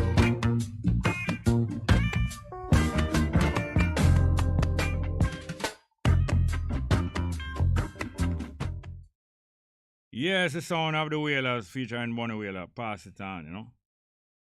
So the numbers again: 619-1508, 619-1508, and 279-8473, 279-8473. Yeah, we go over and over some of these things here, but not to be boring, but only when I believe it can clarify some of the situation. Because some people believe that there's some curse upon our people, upon the African people, why they are so aggressive, why they are so disunited, why they are so hard to get along with one another. You think it is easy for people to be confined out of them homeland for 500 years and speaking a foreign language and not knowing most of the foundations of their society, and to just get together and merge? There will be a percentage of people who will be very socially minded and come together. Yes, maybe 15% of the people are 20%. But the vast majority of people go and look upon each other human being as a rival or an enemy for some little piece of bread. Do we have any call here? Let's get back to the telephone. Good afternoon. Good afternoon. Welcome. Indeed, Brother Jerry. Oh, go on. Boy, what a thing earlier on, man. I was listening to the caller talking about Roy Black. And you were quick on the draw. Yeah, man. How could we do that? So I tell you, somebody might say it was divine intervention. You know that? You understand? I tell you now, while the caller was talking to me, yes, I just see Roy Black come right in front of me in the other part of the studio. What the devil you saying to me? Yes, and him hand a paper to me. Yes. And I said to myself, say, I wonder if I'm ready. Yes. I asked him if he want. I make him listen to the caller first. Right. He didn't realize, and when he heard the caller talking about himself, I'm sure he was surprised a little, and then. But that's how things fit in sometimes when you are like a good runner or a good cricketer or a good soldier. Yes. That's what you call a pick-up match. If somebody say, come, I can play a pick-up match, this, that, and that. Them ready right away. A good runner say, all right, we're going to run a 4x1 against them guy, you know. Indeed. Him only go delay. Why you think him going to delay a little? Why? I want to go and delay in time for warm up, but I'm going like a warm up in my warm up now. Start to jump up and down and warm up and argue and say, boy, I don't know if it can work, but I'm more time in my play for. Warming up. And I say, once you get warm, I say, are you ready, Mr. Starter? Yes. Because at any time you can be called into action, and that's why I advising people say, you're really serious about our taking our freedom and making good use of it? And when them say yes, I say to them, say, make sure. Have a day's food put on. Don't wait until the time. I tell you. If you are prepared for thing, if a thing happen, you will be ready. You have your bag, you have a basic bag pack. If you wake up in a night, yes, and you find that your roof is on fire, yes, do you know where your front door key is? Yes, I do. Do you know where your car key is? No, I don't. Do you know where your shirt is, your shoes? Yes. At least you should have some basic knowledge that you don't have to run out of the house naked. True, for real. And when you run out of the house, you look into your right and your left because you know wait for a guy bushwhack you. I see your thing. So when we are prepared for the most part, it helps us to be ready for things. Indeed. You know? Because anything is possible. A whole heap of opportunities every day, you know? Yes. There are people who believe in bad luck and they get up and they say to themselves, boy, I'm supposed to go for your interview today, you know, but boy, I tell you. You know, some man always miss the bus. Me always bad luck if I miss the bus, you know. And you know, so me spend 15 minutes front of my dresser looking at my mirror talk about how me bad looking. And the 15 minutes me I spend on that, I go make me miss the bus, you know. Exactly. And me drag my foot and me do all kind of thing. True. Reach your bus stop early. That's right. Don't check your pocket when you reach your bus stop. When you check your pocket? Before you leave out? Before you go through the front door. Exactly. This, that, and the other. Check your spare tire. Check this, check that. Yes. And if you do those things, that will be a miracle happen for you. It wasn't a miracle, you know. It's just that you were ready. Indeed. Boy, Jerry, it was a great coincidence. Yeah, man. You know what was an interesting coincidence yesterday, too? Mm-hmm. I was considering to call your program to ask you what is your seven top festival songs. Oh, yeah?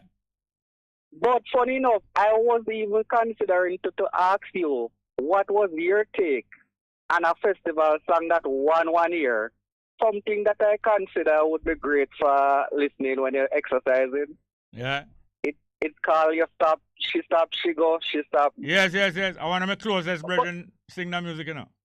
But funny enough, Jerry, while I was considering to ask you what was your take at the time when that come out, there was a vox pop going on a certain radio station. Yeah. Where people was asking, what is your take on the minister's, what they call it, U-turn? Yes, right about turn. Right about turn. So funny enough, I heard the views expressed of one of the participants in the back spot. Yeah. And his reaction was, she stop, she go, she stop. Yes. She stop. Yes. So I say, what the hell am I coincidence? I want to tell you, that music was sung by one of my closest brethren, you know. How are you, Settlement? Where you used to work with me when me a bake, you know. Him Forbes, Michael Forbes. And him start out with 12 Tribe Entertainment and 12 Tribe Band. And eventually him became the vocalist of Byron Lee. And him enter the festival song that year there. Yes. And the music is about a go-go girl, you know. How are you, sir? I tell you. That's what she had gone? Yes, she stopped, she go, yes. Listen to the next time I hear it. And you know, eventually, he went on a tour with Byron Lee, returned to Jamaica, and the first night him decided to just have a little breeze out. Yeah. And him go around a go-go club, go around Wrong Eastwood Park there. Yeah. And as him walking there, is a man when a bow quickly to people and bullying, you know. Yeah. Michael Falk. When him going there, him walk into a robbery in progress. Some gunman hold up everybody in the club and them rob everybody and run out. Yeah. And him is the only man him decide to challenge the gunman. Him come like the madman with you, but him never even have no rubber hose, you know.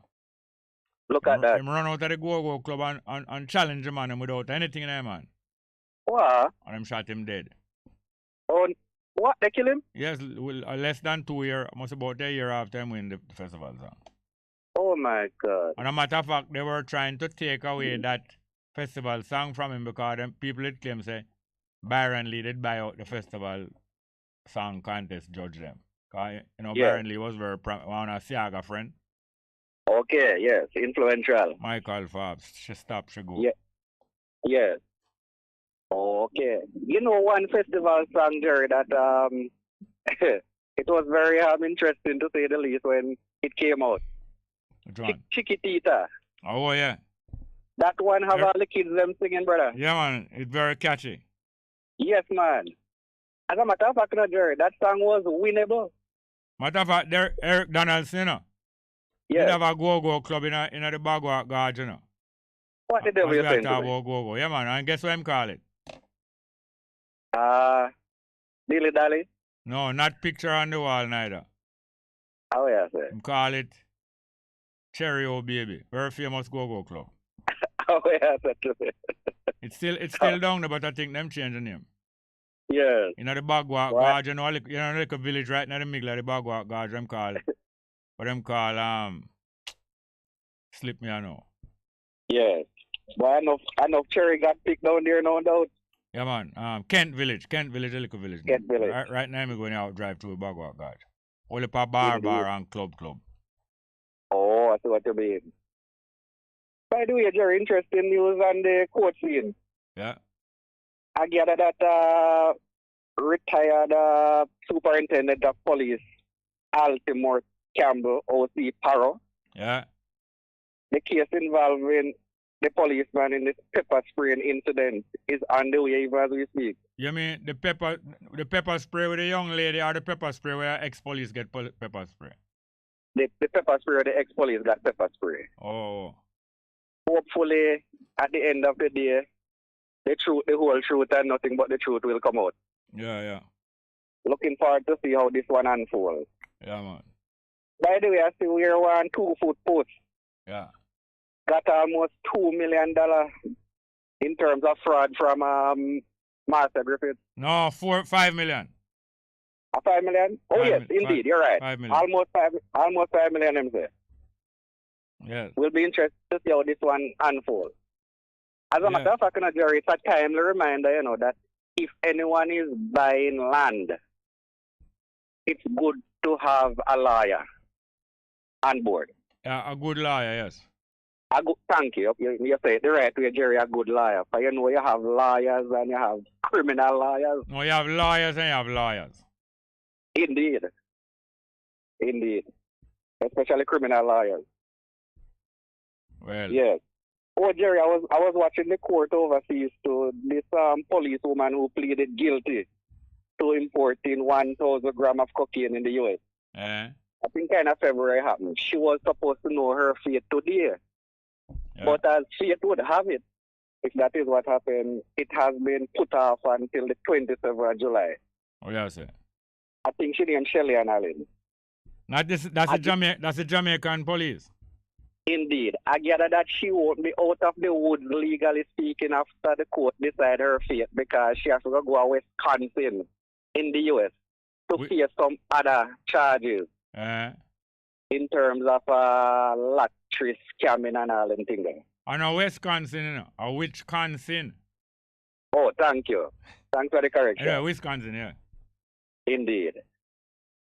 Yeah, man, I gather that she is in some serious one time, she did get in some trouble in Jamaica before. What it was about? Was it? I missed that one. Yeah, she did get in some trouble before, and she was warned. And matter of fact, the police was aware of her being involved in serious wrongdoing before that, Jamaican police. And then she visit She visit the United States something like 36 times in a 30 month. What? As a constable on duty in Jamaica. Yeah. Interesting. Jerry, I see we're a popular Jamaican entertainer. You might not fancy him, but that's my opinion. But his name Dexter Dapp. Oh, yeah. He was making some rounds in social media after some allegations that a person he was dancing with was of the same sex. Even though she dressed like a woman. But I gather that it was cleared up. As a matter of fact, I gather that the woman went on videotape and made it clear, leaving nothing to the imagination. Clear that it was a woman or that it was a woman. She made it clear that she's a woman, you know? Oh. I gather that she left nothing to imagination. All right. By the way, the president of France, his wife, is suing a journalist who claimed that she was born a male, but she did transgender. What am I suing for? Well, she's suing, claiming that it is fake news on the part of this journalist. Oh. Yeah, man. But she didn't dare to bear and leave anything to the imagination. All right. Thanks to them, the tidbit. Indeed. All the best. Here, sir. Have any more? Go ahead. Good afternoon. Welcome. Yeah, Field Master Duffy. Wagwan. But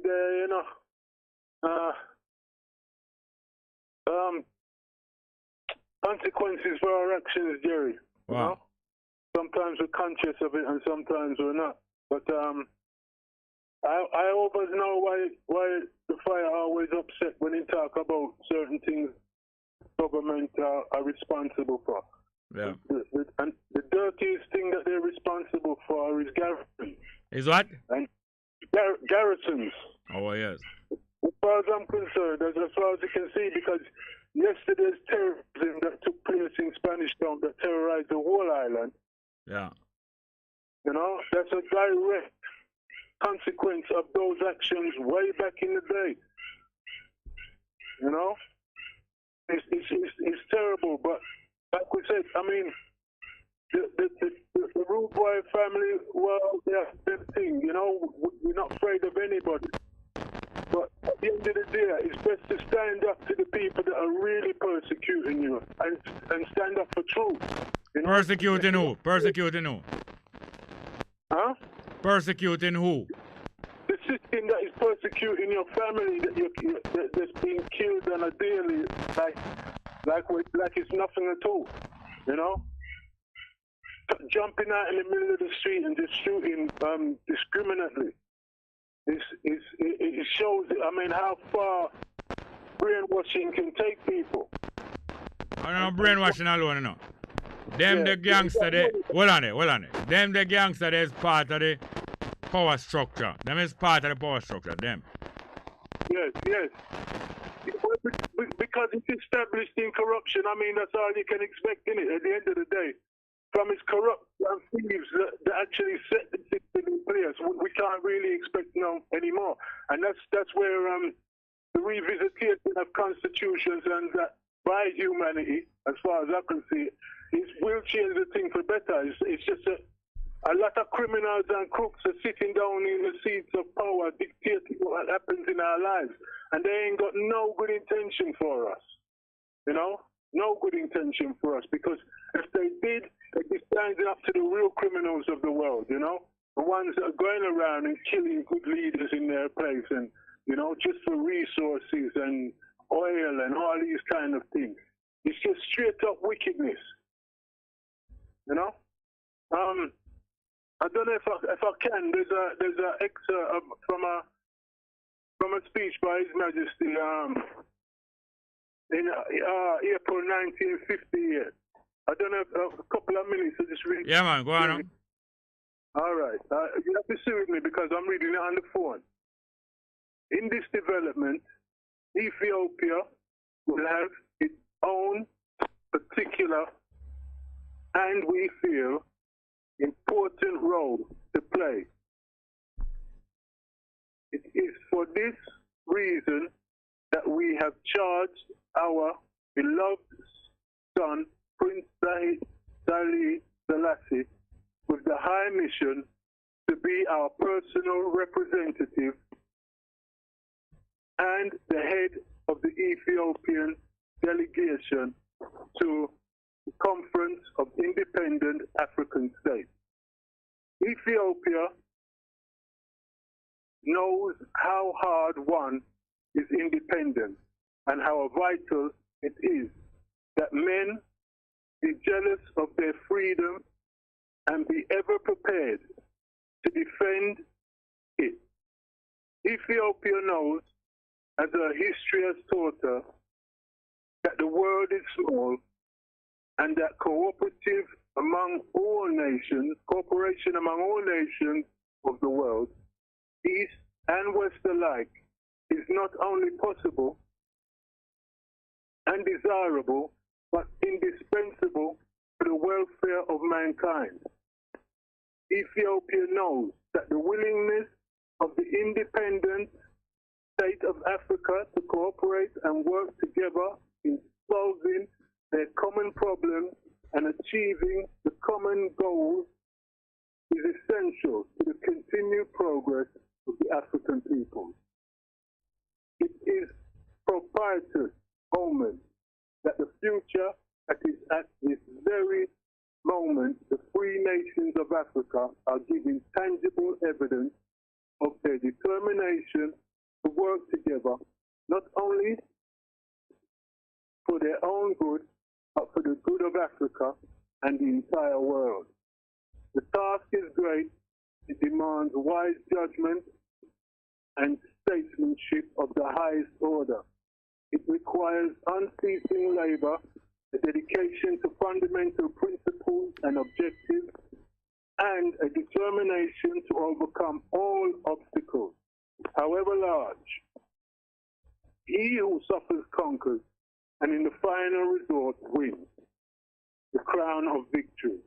We pray that Almighty God will bless the conference with strength and wisdom and crown its efforts with success.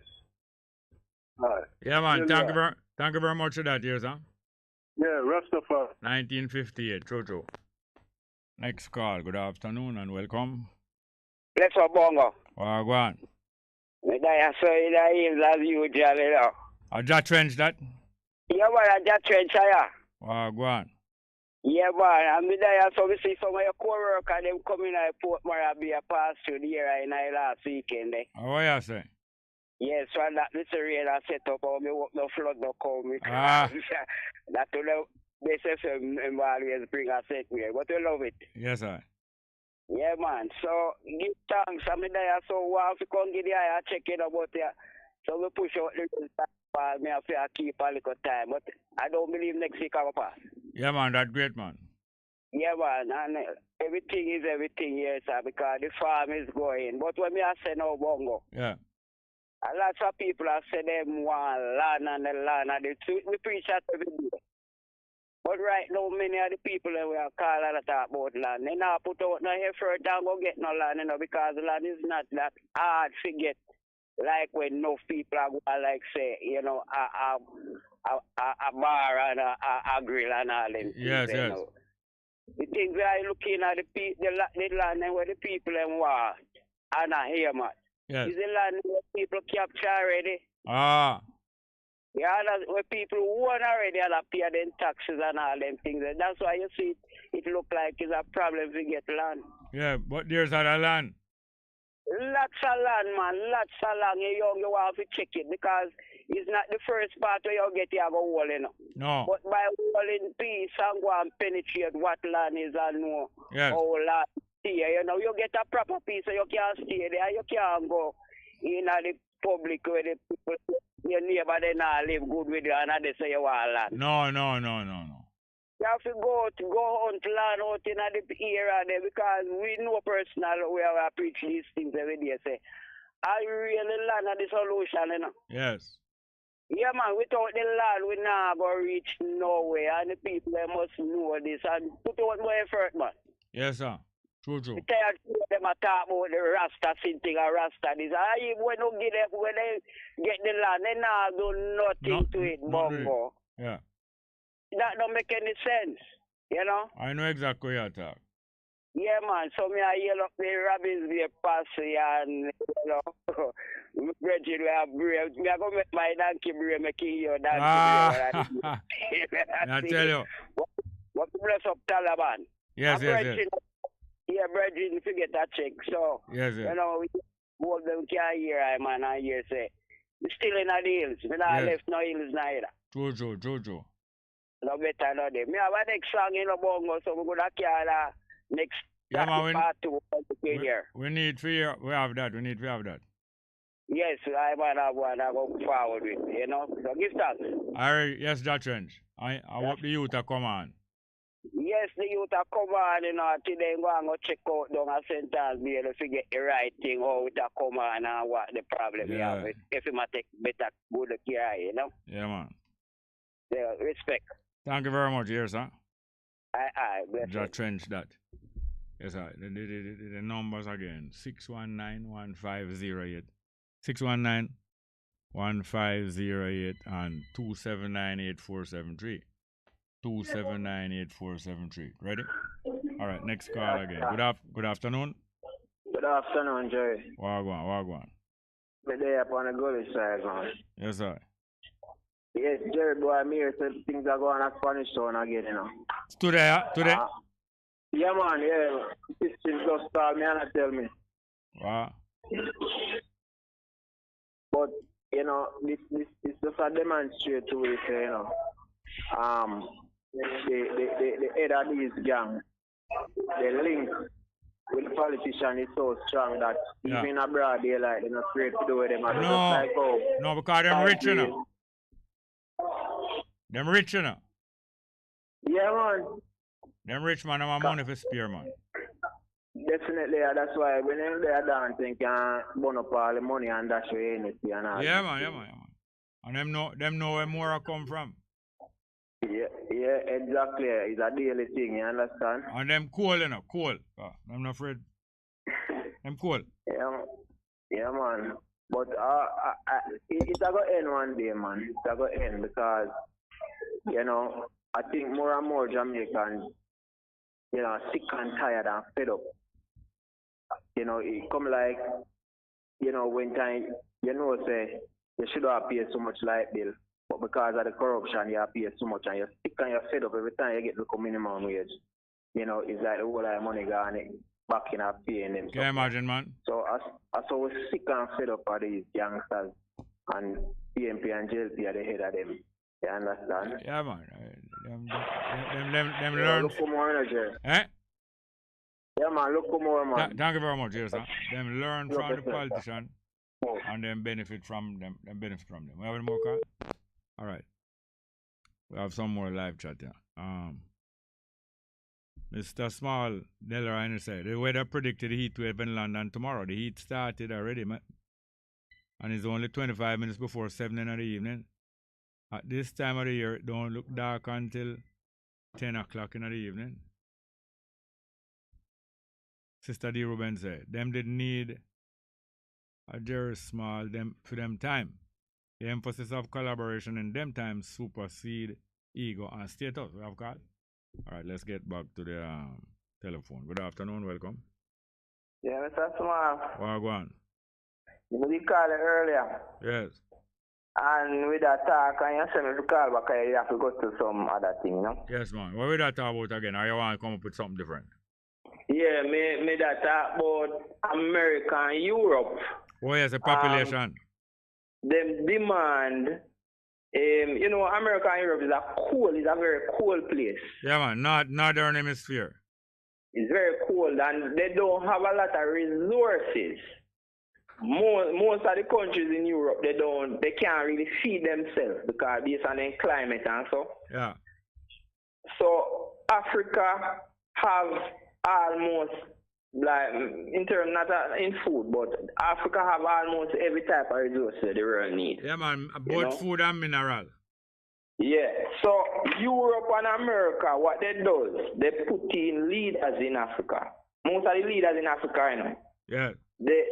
they rule for European countries and America. Oh, so them install them like how you install a camera, a CC closed circuit TV camera, and say keep an eye. That camera for keep an eye and tell you what happen if any danger there. So them install leader like a robot and a camera. Yes. So stay and go and watch your people and see to it so then stay in line. Yes, because America and Europe, their plan is to live off all the natural resources of African of and other people. countries. Yes, of other people. Yes. So you find like place like Nigeria, we have 200 odd million people. Yeah. Their economy is growing very rapidly, and you find one group come up named Boko Haram, and when you do some check, you get to find out that Boko Haram is funded by proxy from Europe and this part of the world, maybe America and so too, in order to destabilize Nigeria so that they don't reach their full potential. Yes. In order to, you know? In other words, if a country fund a group in our next country to destabilize a country otherwise, when them ready for run come in there, it's going easier for them take it. Yes, yes. Because the country weak and have no good loyal government. Yes. Jamaica now is very easy for foreigner come get to them want. Because the foreigner them know say the Jamaica government official them well want take a little bribe. So them just come Jamaica and stay at them hotel couple weeks and walk up and down and observe, get some little contacts and find out which official is the easiest one for bribe and what kind of runnings can go on. You hear about the amount of counterfeit goods in Jamaica? Decades now, you know, counterfeit goods. Man, and it come in because the wharf, you know. I mean, the wharf in Jamaica, China run it, you know, so... Yes, China dominate the wharf. Yes, so them they want to bring in through the wharf, you know. And the Chinese importer them bringing in every kind of counterfeit goods. Yes, 2 days ago, I walk along the road and I see a lady sell black polish. A couple days well, I want some black polish, but I better go in a supermarket go buy. And through she out there, here, she sell it and the price sound reasonable. She say, the last time I buy some polish, I must say $80 I pay now. But that could be 2 years ago. So I say to myself, from the price I last pay for a tin of polish, a shoes polish, $100 not seem bad to me. So I said, I call her and I buy one. When I go, I look point, you know, the tin smaller than the regular polish tin, you know. So I get, and it don't really have no use when you take it out. Get bite, that's why. So when I open it, it's not full up to the brim like how polish always full up to the brim, you know. Yeah. All the silver paper usually sit on top of it. That not there, you know. Yeah, but you notice whenever a country foreigners own your airport them, your 2 airport them and your seaport, anything can come in your country, you know. Yeah, anything. You don't know what's coming in. All right. Did you know that any African leader that go against the European power, them sending some, what you call it now, some uprising. Yeah, and what happens? Them call it destabilize. Yes, and then you know what they do after? What? Them charge them for war crimes against humanity and bring them to the International Criminal Court. Yes, not all the while them do it the exact same way, but all of those things is different technique and tactics. What going on in Spanish Town yesterday? You can have people who manipulate that and stir up that, you know, and pay man to do that, you know. Yeah, that's true. Yeah, that's true. But you know, the gunman them, you see gunman, let me tell you, I talk about Spanish Town. You see gunman, me not like, no Jamaican gunman, me I tell you why. Most gunman where you see, most of them when you see now get to kill people, them poor. Yeah. And the next thing, with the gunman, then when you see I take money to go kill people. You see? Yeah. most of them don't live more than 2 years. I think they don't live more than 2 years. You know why? You see the man will pay them to go kill somebody. Yeah. Pay somebody else to kill them too. Yeah, because him know too much things. Yes, and they're afraid of him too.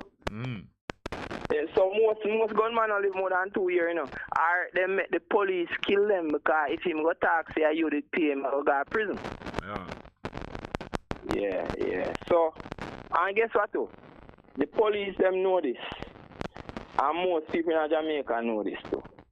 Alright. You see, most of the gunmen them they know say most communities, the police cannot protect the people them against them. So when they do, they just come in your place, shoot you, and everybody run go hide, and then you see police come with them 16. Them know say them can't come shoot you. So if the government cannot protect the people, the government must give the people the right to protect themselves. The police cannot protect no Jamaican citizens anymore. Police busy to protect big business people. Yes. So, if we reach a stage, you know, all you see them are doing our police force a waste of time. Because man don't know, say, trust them in a Spanish town as a soldier and police force for 2 weeks them there. Then when them gone, the gunman them take with themselves and then gone, the gunman them just come back with them gun and go and watch out. Then they just come start kill who they want to kill again. You know? Same so. Yeah, so government must give people the right go buy a gun cheap and train you for 6 months, make you know how to keep the gun, how to use it, and then them won't have to recruit so much police every year. Well, along that same line there, every youth will leave school, male or female, should have served in the security force for 2 or 4 years. You know? Yes. Because you know, you see if a gunman find out say anytime him come in your community can shoot nobody, him have a 90% chance of not coming out alive because your neighbor them have for them peace and your friend down the road and your brothers have him peace. Him a go think twice. And most of them gunman can't shoot them. If you're the couple meters from him, he never shoot you, know. You know? Him have to spend out the whole magazine, plenty of them. Although you have some accurate one, you know. Yes, but most of them can't shoot, man. They come near to you, come kill and say them bad. Yeah. All right, thanks here. So earlier tomorrow we can talk some more about them things. Yeah, man, good. All right. Delroy Henry say. Live chat, me say. Delroy Henry say, let me say a special shout out to your guest. Can you ask Kenny? Can you ask your caller if there are plans in place for Jamaica homes and abroad to take part in the tomorrow activity online for the great Leonard Howell? I believe them going to have an online component, and I think so. Mr. D. Ruben said the teaching of His Imperial Majesty and grace and tenacity towards unification stand alone. Johnny Johnson said, in 1915 to 1924, Mr. Garvey, Mr. Howell and other young Pan-Africans from Jamaica and the Black world diaspora formulated Rastology in Harlem, New York City. And continue, great reason. This knowledge is divine Rastology.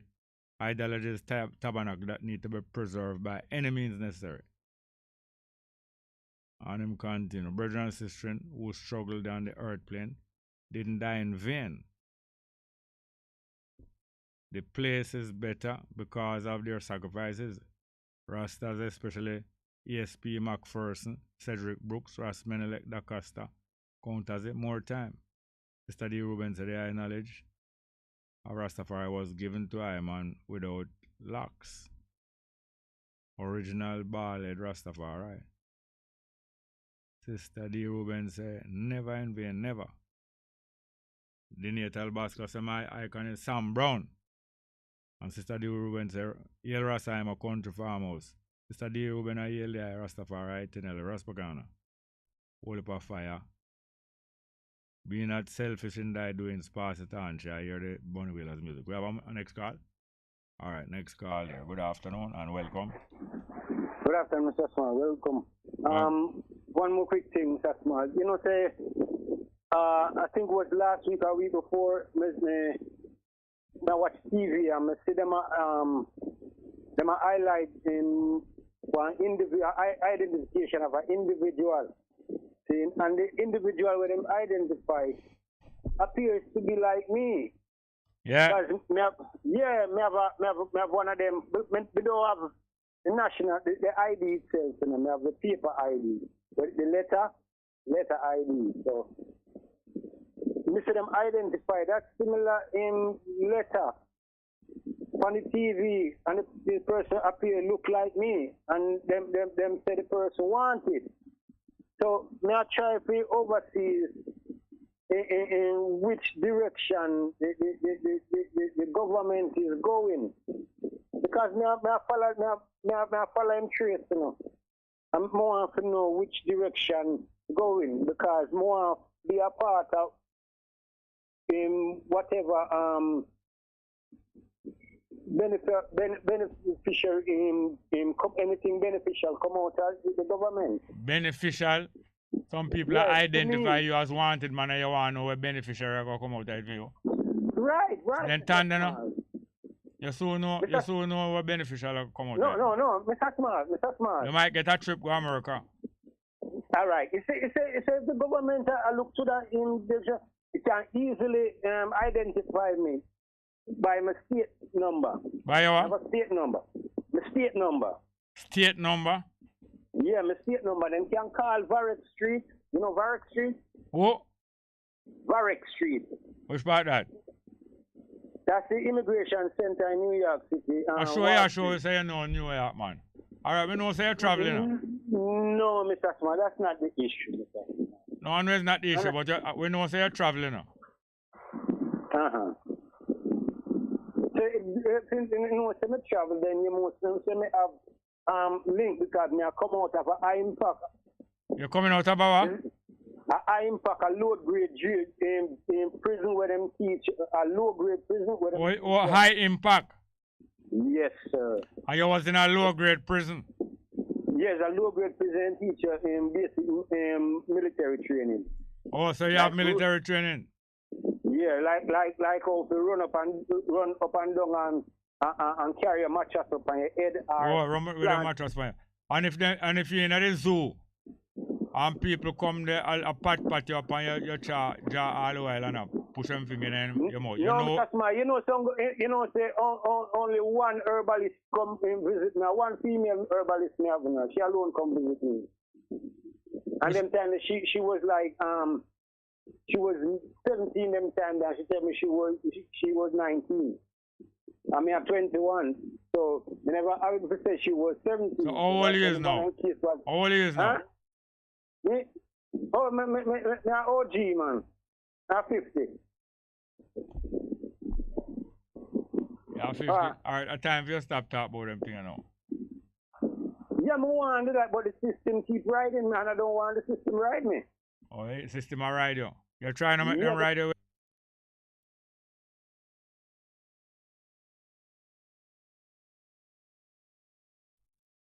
Yeah, that's it. All right, thanks for call. Thanks for call. Yeah, man, Mr. Smart. We know how much you can do. Yeah. All right, I'll continue with some live chat. This one say, Black and Proud, thanks, Bongo Jerry. First, I'm hearing those whalers. Love it. Pass it on. Help your brothers. These politicians are so cruel. They are not living for themselves, Black and Proud say.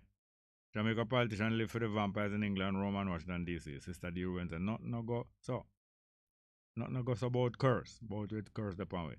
King James Version, by libel, indoctrination, that. No curse feet in our people. Systematic deception and propaganda. Case ever pack. Ras Bongo. Case ever pack. Oh. Yes, I mean, we're ready and prepared for move. Yeah, man. Whoa, make preparation and prepare for fail, yeah. Ken Brown says, true Mr. Small, for more than 500 years the oppressor said it's manifest destiny, God-given right to do atrocity to Africans. Yeah, man, them say that, and them claim that, and them really believe it, not themselves. Stanley Stewart said, luck is where preparation meet opportunity, not true? That's the only luck. Preparation an opportunity to recognize it right away. Stanley Stewart continue. Terry, your head full of great history. Wish there was an app that could allow for brain content transfer or sharing. What you say? Yes, there's an app for that, man. Sister D. Ruben say, damn, them your politician and move hand in glove with the criminal them. A them on the street. A them man on the street. How knows what's on a place where the big gang them operate. We are terrorize ordinary good people. Cause them a cover them. And she say Boris Johnson ethics advisor quit. You see it? All them own people know say I follow him a go on with. Yes, Boris Johnson apparently have an advisor who advises him on ethics, what is the right thing to do. And the person so shame now Boris Johnson, the Prime Minister action that look like them resign. Well, that is it, and not surprising. Have no more call? Back to the telephone. Good afternoon. Welcome. Yes, Rasta. Oh, yeah, sir. Yeah, man, we come to decolonize the scripture, you know. So, you know the term of them say, we're born in a sin and shaped in iniquity. Yes. Well, my mother and my daddy, I love making, make me upon earth and the help of the Almighty God when me in the room when my mother never have no control over that. Right. You understand? And that is no sin and that is no iniquity. No, sir. If them never go to the altar and have a marriage. Exactly. You understand? But the two of them come in agreement, so them love each other. Yes. And them and I come out. I want to come put you on the guilt complex about your born in a sin and shape in iniquity. About a God word that. Exactly. So Jeremy know the program soon close. And you know, may I examine something as a part of solution. And me know Bert Samuel is a lawyer. Yeah. And sometimes I hear him come on Cabo program and you know it seems like him really want to do the right thing or he's doing the right thing. I want to examine the anti-gang legislation that these politicians have. You understand that them put up and examine it and see if we can use the same legislation that they pass against them because when they really check out some of the things that them do, they are part of the gang. And you know there are many witnesses, past and present, who know that them involved and still involved. You understand? That's why Spanish Town is what it is. Exactly. And Exactly. Especially a place like Spanish Town. Yeah. So that's my homework for him. You understand? For him, examine the legislation that them pass and see where we can use it against them because I'm sure there are many witnesses. Can't say, boy, you know, say, at them, they are part of the gang, you know, JLP gang and PMP gang, whether one falls under clans or one other, or whichever. Yeah, Andrew always always say know the gang them and him know them. Yeah. You understand? Me know them. And over 300 gang, maybe some of them not exactly a part of them clan, but trust me, the bigger one them, they are part of them clan. Yes, sir. So anyway, big up yourself. All right, thank you very much. We're going to play a piece of music right away. Right away. They talk about Bruce Gold and the Don said them going to have Bangarang in a Spanish town. We have a piece of music named Bangarang. Stranger Cole did sing it and a man did blow the sax right to it named Lester Sterling. Bangarang there? Muma no want no Bangarang. Alright, let's go with that. Probably the last piece of music we're going to play today.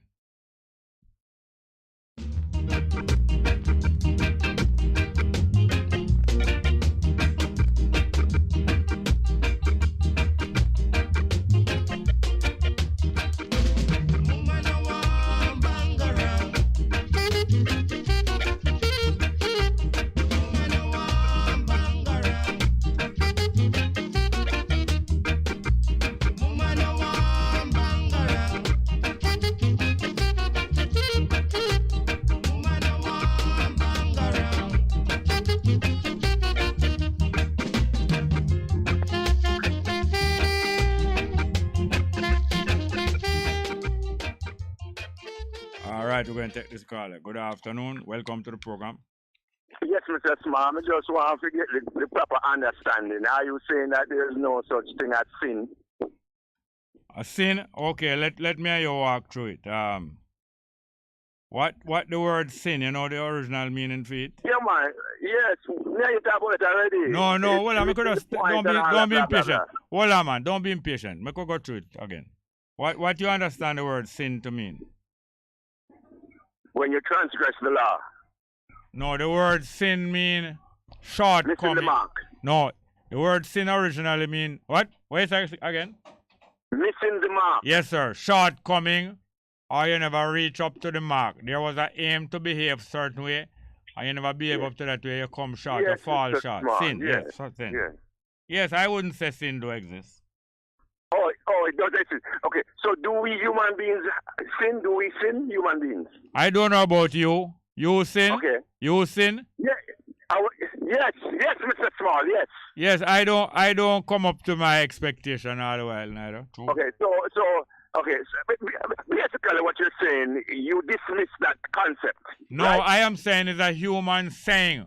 All of these sayings about born in sin and bred in iniquity.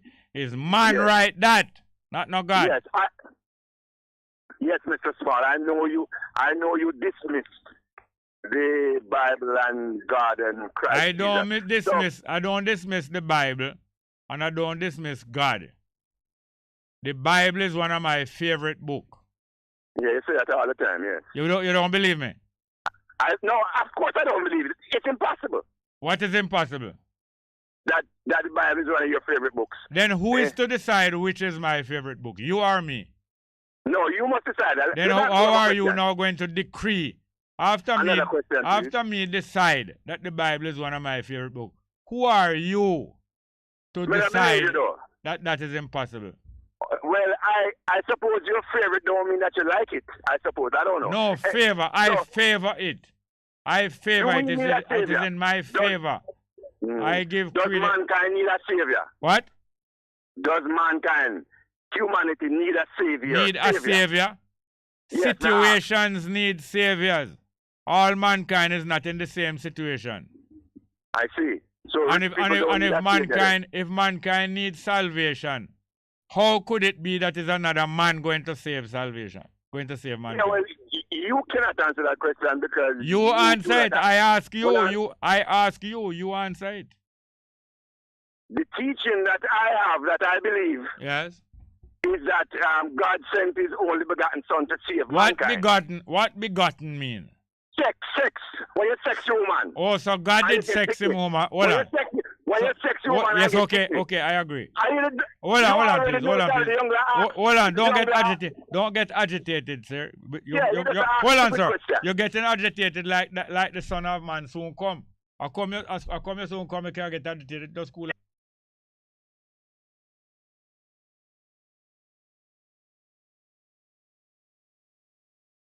Come on. Yes, I can't make you look like no idiot. Alright, hear this now. If mankind needs salvation, and Jesus Christ is one of mankind, how is it that is Jesus Christ going to save mankind and him are one of mankind? Because I'm God's son. Only begotten son. So him is not mankind. Alright, you say God had sex with a lady and get Jesus. That's what I said, yes. Which lady it was God did have sex with and get Jesus? But you don't know it already. Why you keep asking these questions? No, I heard that is Mary. I heard that is, but I can imagine how beautiful she is. Yeah, look here, when you hear say, God have sex with Mary, you can imagine how beautiful she is? Because God never does, and him not just have no beauty, no. But him know say beauty include. Let's stay on track, man. Why you always ask all these questions? Why me not ask the question? Because I want to know how the Son of Man come here. Because me name Joseph, you know. I'm minded vexed and jealous, you know. And then a mind come to me and say, don't do it, don't stone her. Because he's the husband of the authority to accuse the woman and stone her, you know. Only him alone could have said stone her, you know. And something tell me, say, don't do it. Not me personal Joseph, they call me Joseph, but it's a man named Joseph. But anyway, you said God did have sex with a woman and so Jesus come, right? Can you imagine what a lovely woman that there? That's why they must call her the mother of God. She was the mother of beauty. The Catholics you get me wine up, you know. No, matter of fact, you can't get me wine up. More fire someone. No, don't watch what we say. No insult. You are evading the question and you won't. Why don't you just say what you know, what you understand, what you believe? Yes, I don't believe some man born in sin and bred in iniquity. I believe that is the right thing. Those are So the you were born sinless. You were those born are sinless. all right. I have to go now. Those are the poetic all right. Those are the poetic writings of a human being. Very Yes. poetic and very musical. Yeah, and this is what you will take. Call me. This Hey, is it's what- 2:00. It's 2:00. This is what you will take. It's 2:00. for your It's last 2:00. days Call me in your early. life, man. Call me Yes, early sir, in we'll the talk program. tomorrow. You talk non-stop, someone. You eat chicken. I eat chicken. You eat, man. No. All right, hear me now. Call me tomorrow early in the program. Thank you very much. Yeah. Yes, sir. Let Yes, us sir. pick up the pieces for today. Thank you very much.